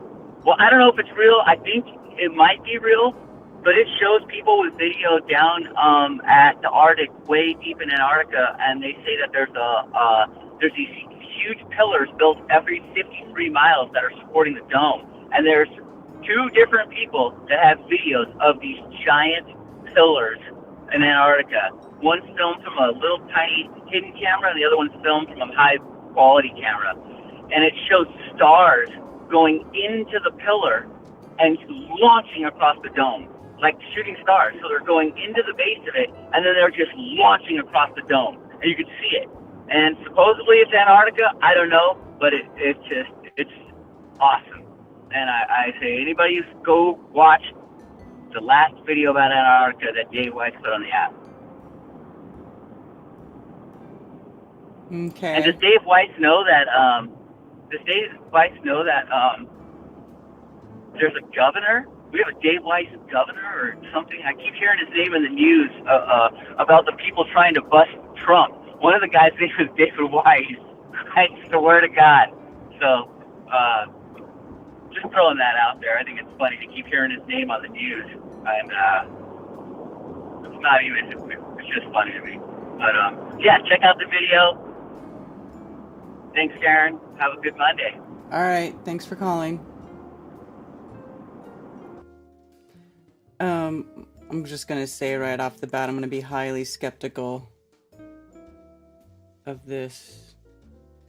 Because there's so much crap coming out now ever since AI art. Ever since these AI bots have been making fake AI pictures, all kinds of shit has been coming out. like all of these Bigfoot pictures, and everybody's sharing them around like they're real old pictures of Bigfoot, and clearly it is an AI generated image. Right here is, notice how it says the flights proved inland areas to be featureless in character, with a dome 13,000 feet high at about latitude 80 degrees south longitude. Okay, I remember seeing this like from an old encyclopedia where it talks about a dome in Antarctica. I remember this. It's very questionable, too much fantasy world about it. Okay, this is going to be fun to watch. We're going to watch it. Thank you for calling Coffee Talk. You're on with Karen B. Hello, this is Dennis. How you doing? Hi, Dennis. Good. How are you? All right. Hey, I wanted to ask you, I don't know, over a month ago, I sent that book by Philip Glass. Did you receive it? To the P.O. box? Yes. You know what is so weird, Dennis? I know. Ted told me you said that it was there, and it probably is there. And then I went to the P.O. box, and I'm so glad you just reminded me. The last time I went there, my key wouldn't open the box. And I had gone off after hours, and so the nobody was there. I have to go to the post office. Maybe I'll do that this afternoon. I have to go back there when somebody's there and tell them my key doesn't open my box, and I don't know why. It's like as if somebody messed with it or something. But I couldn't get it open. So I do have to go back. I'll send you some money to buy a new key, but you have to have a key to open the box to get to it. But but it's the key provided by the post office, right? Like they're like, this is your key, and it even says do not copy on it, right? Because it's a P.O. box key, so you can't just go make copies of it. But it wouldn't open the box the last time I went, so I have to see what's going on over there. Find out who doesn't want you to get your hands on that book. Oh wait, can't go today. It's a holiday. Okay, so I have to go tomorrow. Yes, I have to go tomorrow and find out what's going on and why I can't open my P.O. box. Well, it's a book debunking stupid stuff, so it's I reckon it's up your alley, the thing that you're good at anyway, just to add to the repertoire. Yeah, awesome. I appreciate it. I definitely will go get it. It makes sense of all the stuff about Roswell. It takes definitely a very well-informed but decidedly debunker skeptic perspective on that. Okay, great. There is I just mentioned quick since I mentioned on it. There's several like U.S. Air Force rule. There's one that came out. That book came out in '97, and there's one from there's a couple from 1995 approximately, reports made by the U.S. Air Force that are of the same perspective, that say there's no cover-up by the government, and also well-informed, but they said that it's a balloon that was part of this project, but there's inadvertently those reports, they give lots of evidence for projects with those balloons in the 40s, 1950s, and 60s, which, in other words, they give a lot of evidence for what's actually a satellite. And it was one of those that crashed at Roswell. That it goes into the whole story how that was mislaid, but it was a dead subject, and it was revived in the late 70s, in the 80s, and so forth. But I do want to. I'm in New Orleans right today for just a couple days visiting family because we're buying a house down here. Well, my son's family, but. I did find out, talking about the Flattoberfest, in October, Lucy Lemons is going to be there with us, and we arranged where she's going to interview me, something I've been wanting to do a long time, is make, because I know a lot about the the history of flat Earth and cosmography. So we're going to make a couple videos about that. The early Christian cosmography, one about the model, and second about the history of it. Mm-hmm. And I'll spend between now. Go ahead. No, go ahead. I wasn't talking. Sorry. Oh, okay. Yeah, I was just going to spend between now and then preparing for it because I wanted it to be so it can be as, how do you say, not loquacious, but to put out maximum information, but in a smooth way. So I'll try and get that. But it'll hit on everything, how the flat earthism from Islam came from that, how it's associated with it. There's a lot of details in that, which I don't have time to go into right now, but it'll be in the interviews and a little bit about the pre-Christian all. But yeah, 2 videos we're going to make. One on the describing the model itself, so people can compare it with the modern one, the contrast and comparison, and the other on the whole history. So they'll go together. I think maybe we'll shoot the copies to you, Mark Sargent, of others, but tentatively it'll be posted first and foremost on Lucy Lemon's YouTube channel, I'm thinking. Cool. But it won't be immediately after Flattoberfest. We'll need time to edit it and make it right. But anyway, that'll be my project and for that. And I wanted to end off by saying thanks. I guess looking forward to meeting Stephen Carpenter at Flattoberfest. I wasn't expecting a shout out from him, but thanks to him. Thanks to him for that.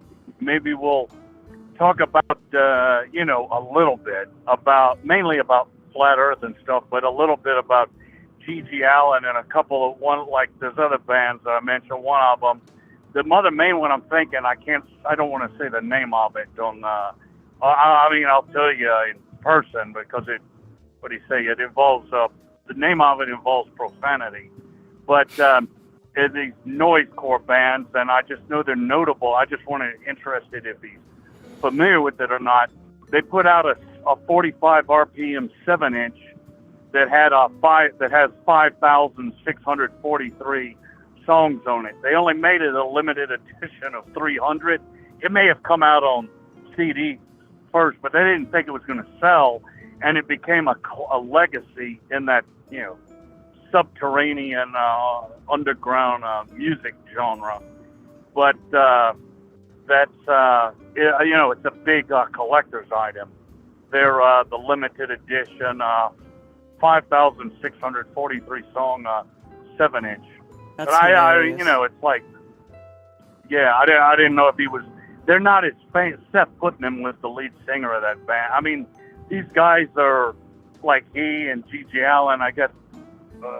From one perspective, not disrespectful, from one perspective, they were like, I don't know, hardcore losers that died early in life. But I guess from another, they were protesters. I think Seth Putnam was, I guess, more, I say metal. He's nothing like Megadeth or anything. It's like another kind of music. But I think in general, he's maybe of the right on the political spectrum. I think I visited a website briefly years later while he was still alive, and I think it was Don Black, David Duke's ally, that runs this website called Stormfront, which is, denies the Holocaust, etc. And he was an active member on it. G.G. Allen, his real name's Kevin. He was, has a punk background. His early music was, like Sex Pistols or whatever. He's more, I think his background, I don't know how political he was, but it would be more left-right, similar like Jello Biafra or whatever. I'm thinking Jello Biafra, he's the lead singer for the Dead Kennedys. I've met him before. I didn't know him as well as G.G. Allen, but I would say my biggest gripe about him would be, I guess, two things, but he's like the Democratic Party, and like he has a left background, but he hates Putin and all. It's like he agrees with them on the key things, almost like he has a song. Forgive me my language. It's the Dead Kennedys do called "Chicken Shit Conformist." But in that respect, that's exactly what he is. He's and the other thing I don't know the just in general, I'd be a hypocrite saying this after just talking that way, but the profanity and all, and I think that they could have been better with those things, although a lot of their politics was legitimate, like the Pete Seeger of their days. I don't know if the audience, some people may be familiar with Pete Seeger, a big maybe the primary leftist musician of the 40s, 50s, 60s, and 70s, ally of Woody Guthrie and so forth. But forgive me, I got on a tangent about music there. But yeah, that's all I got. I didn't know if you were from. I know you've heard of G.G. Allen, but any of those other. I guess the only last thing I'd say about the other genre that I was listened to back in that time, and Mark Sargent said, "Oh, Dennis had a whole life." Well, I would just qualify that. That wasn't my whole life. That was like for a couple of years of listening to that kind of music with people that were familiar with it. Just 2 years, very intense, but just for a couple of years. Mm-hmm. But the other genre was industrial, like throbbing gristle and coil. I don't know if you or I wonder if Stephen Carpenter. I would hope he's familiar with that kind of stuff. I used to during those 2 years. I was aggressive collecting those kind of vinyls and stuff, records and whatnot. Were you into Skinny Puppy? No. I take it that's I probably should know about it. Skinny Puppy was that's like punk, I take it. That was like industrial type stuff, kind of in that same what you were just talking about. Okay, maybe I did hear about. This is some decades I've been out of it now, but are you familiar with coil or maybe throbbing gristle? No. Okay. I don't think I ever heard about those. Doesn't mean anything though. You know how it is. Yeah. They're not stuff with a rhythm. It's a totally different kind of music. Like with a regular drummer and a beat and all. Not at all. Oh, derecho. Sorry, I'm in New Orleans for 2 days, so I'm visiting family and stuff. Derecho. No. Ahí, izquierda. Okay. So, sorry about that, just giving directions. That's okay. Yeah, I'll let you go when I'm, what do you say, not trying to do everything at once, but maybe we'll talk at Flattoberfest. And we'll probably, I'm just excited about doing that video. I think that's a long time I felt that lack of knowledge of early Christian flat earthism is by far and away the biggest knowledge gap in the flat earth community, long standing. So I'm going to try and fill in that, make an attempt to fill in that gap of knowledge there. All right. Very good, Dennis. And that's all I got. Cool. All right. Well, we'll see you in Vegas, and thanks for calling. Muy bien, Ochihara show. Very good. Oh, whoops. Very good what? Very good in Russian, Ochihara show. Oh, okay. You can cut me off again now. Okay. All right. Thanks for calling, Dennis. De nada. Oh, that's funny. Skinny Puppy. Fugazi is better. Faguzi or Fugazi?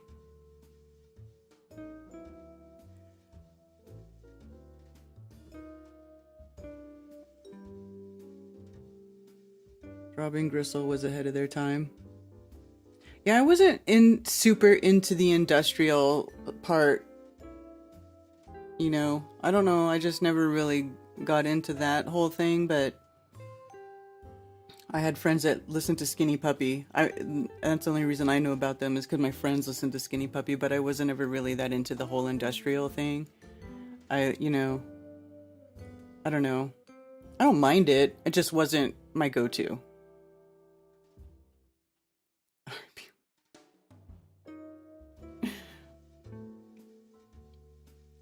Yeah.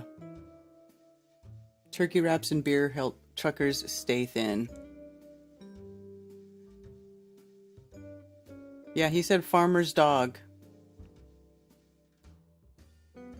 Farmer's dog is the food, he said.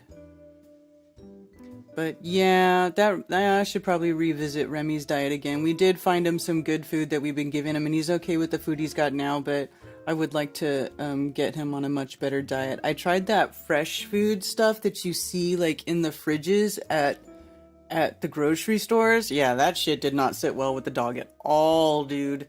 I gave him the runs bad. I was like, yeah, no more of that shit.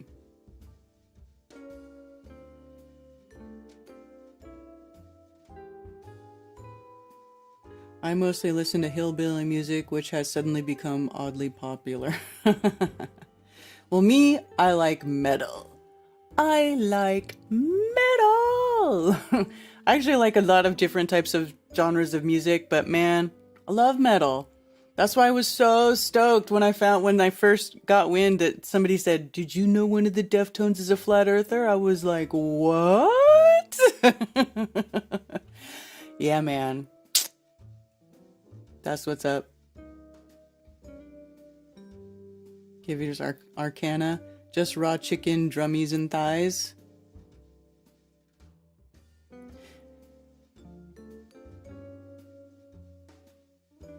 Yeah, I've been giving him those big bones. He loves his big bones. And made all his teeth turn white. The vet was trying to get me to have something to clean his teeth and charge me a bunch of money, and then I just gave him bones and he cleaned his teeth all on his own. Raw food diet, yeah.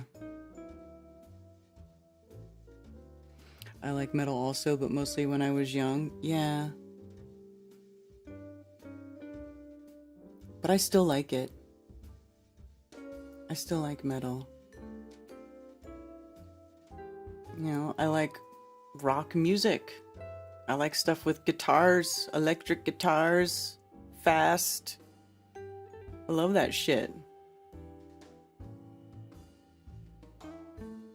Okay, let's watch the video. 90 degrees east.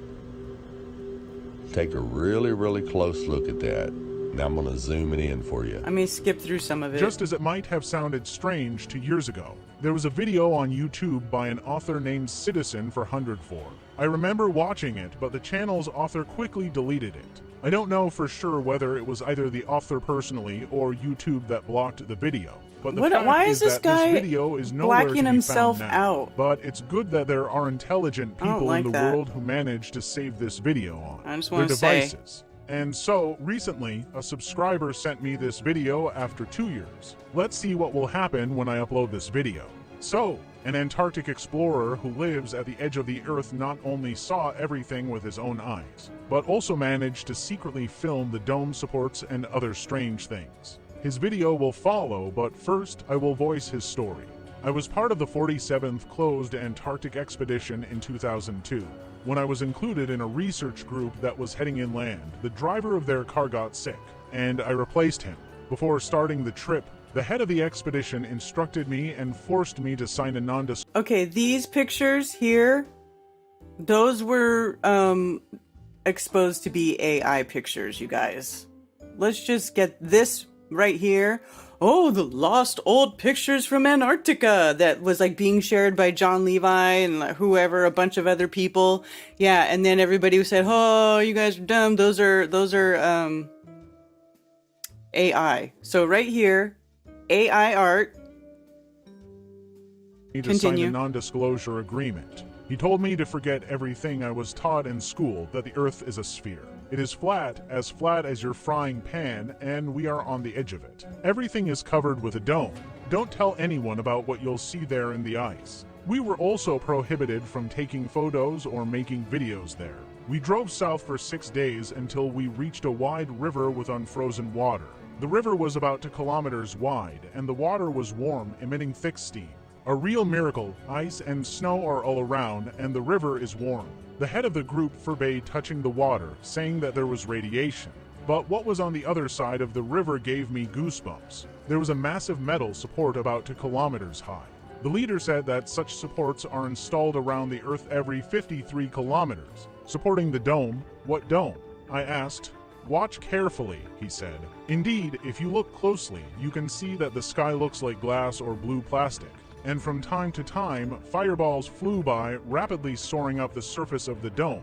I pretended to go to capture. This is supposed to be a support holding up the dome.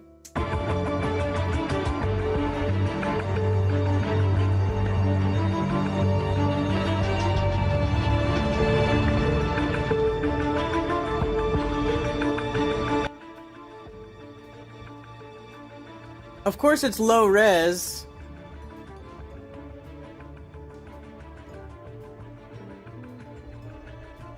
Low res.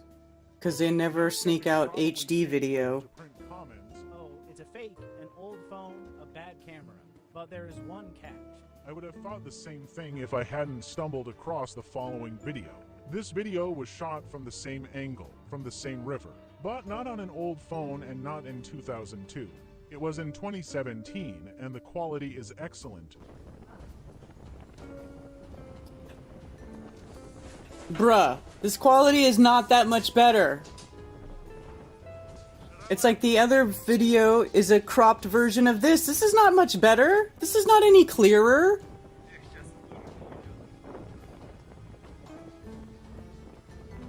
Two videos from different sources. And where's the dome that's supposed to be sitting on it? But the most curious thing is that they all fantasize the same way. Doesn't that seem strange to you? But if you think that's all for today, then no. There is something else interesting. A former UN employee shared an incredible story from his life from 2013 to 2017. I worked in a closed group of the UN committee. These are the AI pictures. The use of Antarctic territories for with penguin statues and shit. Come on. The Antarctic Treaty. Recognize it as a neutral territory. So this guy is recycling the AI picture narrative. But I had access to work with classified documents. Over these years, a multitude of intriguing documents has passed through me, the content of which I want to share with you. Don't think of me as some secret agent or spy who stole classified documents. I'm far from those espionage games. I've simply come across information that has been kept hidden from us for many decades. I consider it my duty to bring this truth to the public. Of course, I had previously committed to not disclose the information I worked with, but at present, I no longer work for the UN or any other governmental organization. I've left the USA and even changed my citizenship. Right. Therefore, I believe that I am no longer bound by the commitments, and I cannot remain silent when blatantly reiterate I'm not a part of this international structure. This is crap. These are all those AI pictures. We got exposed already for being AI pictures. Approaching within 300 nautical miles of the Antarctic coast, without prior authorized permission to enter this restricted zone. I always believed that since Antarctica is an unclaimed territory officially recognized, any one of us could go there as if visiting our own homes. However, it turned out to be quite the opposite. It resembled a heavily guarded base or even a prison. I reviewed several files and discovered that the entire perimeter of Antarctica was unofficially guarded not only by UN international troops. It's not unofficially guarded. It's pretty fucking official because there is an Antarctic treaty that has been signed by multiple countries and is still in place today. That's not unofficially guarded. It's not unofficial. Even the airspace was completely closed. This prompted me to ask two questions for the first time. Why is Antarctica being guarded like this? And what valuable thing is being concealed? I directly asked my supervisor, with whom I had a good rapport. He candidly advised me not to bother with unnecessary questions. It's not our concern. There was a list of heads. of states and top government officials who plan to visit Antarctica at various times. I initially thought they were there to see ice-covered mountains or penguins, but then I compared the dates of their visits with the election dates of presidents and prime ministers in their respective countries. They aligned perfectly. It gave the impression that they were making pilgrimages, or seeking permission from someone before elections. Top figures from the Vatican and other Christian denominations also enjoyed visiting Antarctica. Even that Russian leader, Patriarch Kirill, paid a visit. Were they delivering sermons to penguins? Probably not. It seems they were also visiting someone whom asked that question of Hitler. After all, the Nazis also went there, presumably to negotiate with someone about something during World War II. I also came across peculiar requests for equipment for expeditions heading into the heart of the continent. In addition to the regular equipment and provisions used in polar zones, there were tents with air conditioners and lightweight gear intended for tropical environments, as well as medical kits with vaccinations against I'm sorry, I'm bored. I'm so bored. I'm sorry. I'm bored with that. Bored.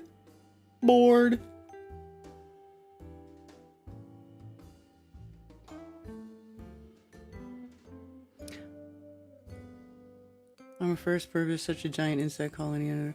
Well, here's the thing. First of all, there's not going to be any pillars that you're going to go find in Antarctica of holding up the dome. That's just silly. Second of all, the dome is not a dome. I think the ceiling is flat. There's more evidence of it being flat than it is of being a dome. The dome is only, by how you view it and perspective. It's how your eyeballs work. That gives the dome effect. Not there being an actual dome. Necessarily. And also those were those AI pictures that were going around all viral not that long ago. So anyway, that's what I think about that video. Hot garbage.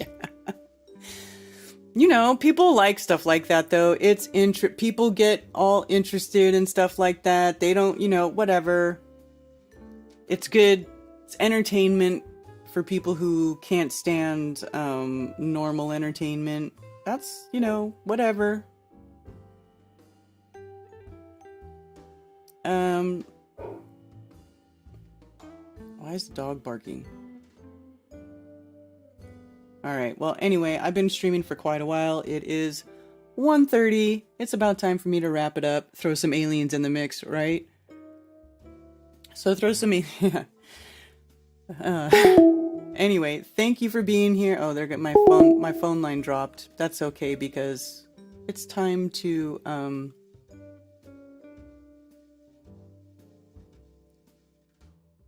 time for me to wrap it up.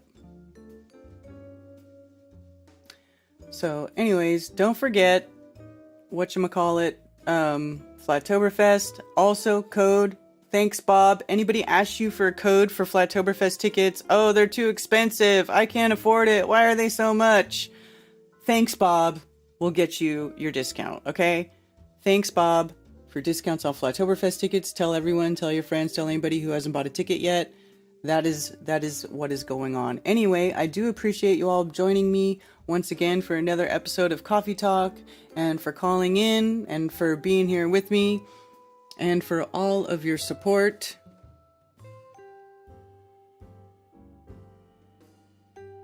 Yeah. And that's it. Have a wonderful rest of your week. Join me back here tomorrow evening with Mark Sargent for another episode of Strange World. And of course, Thursday there is Globebusters Tech. We missed last week our episode of Globebusters Tech, but we'll be back this Thursday with Globebusters Tech, and we will be doing the episode on the moon. So join us for that. And then Saturday, anti-religious scripture study. And of course, all the way back to Monday, Moonday, where we start again with Coffee Talk. And so, of course, thank you once again. Can't say it enough. And thanks for all your support, and I will see you all tomorrow evening for Strange World. All right, peace, y'all. And for those who wish to send me stuff through snail mail, you can send it to P.O. Box 10, Earl, North Carolina, 28038. There are also links below for Flat Earth merch, and you can send me donations, and I do appreciate all the support. Sincerely, thank you very much. Also, please go to flatearthfestivals.com for all information about upcoming Flattoberfests and Flat Earth-friendly local meetups. If you are organizing a local Flat Earth meetup, email me at flatearthfestivals@protonmail.com with your meetup information to have it listed on the website for free. For everything else, you can email me at karenbfe@protonmail.com. Thank you for being here.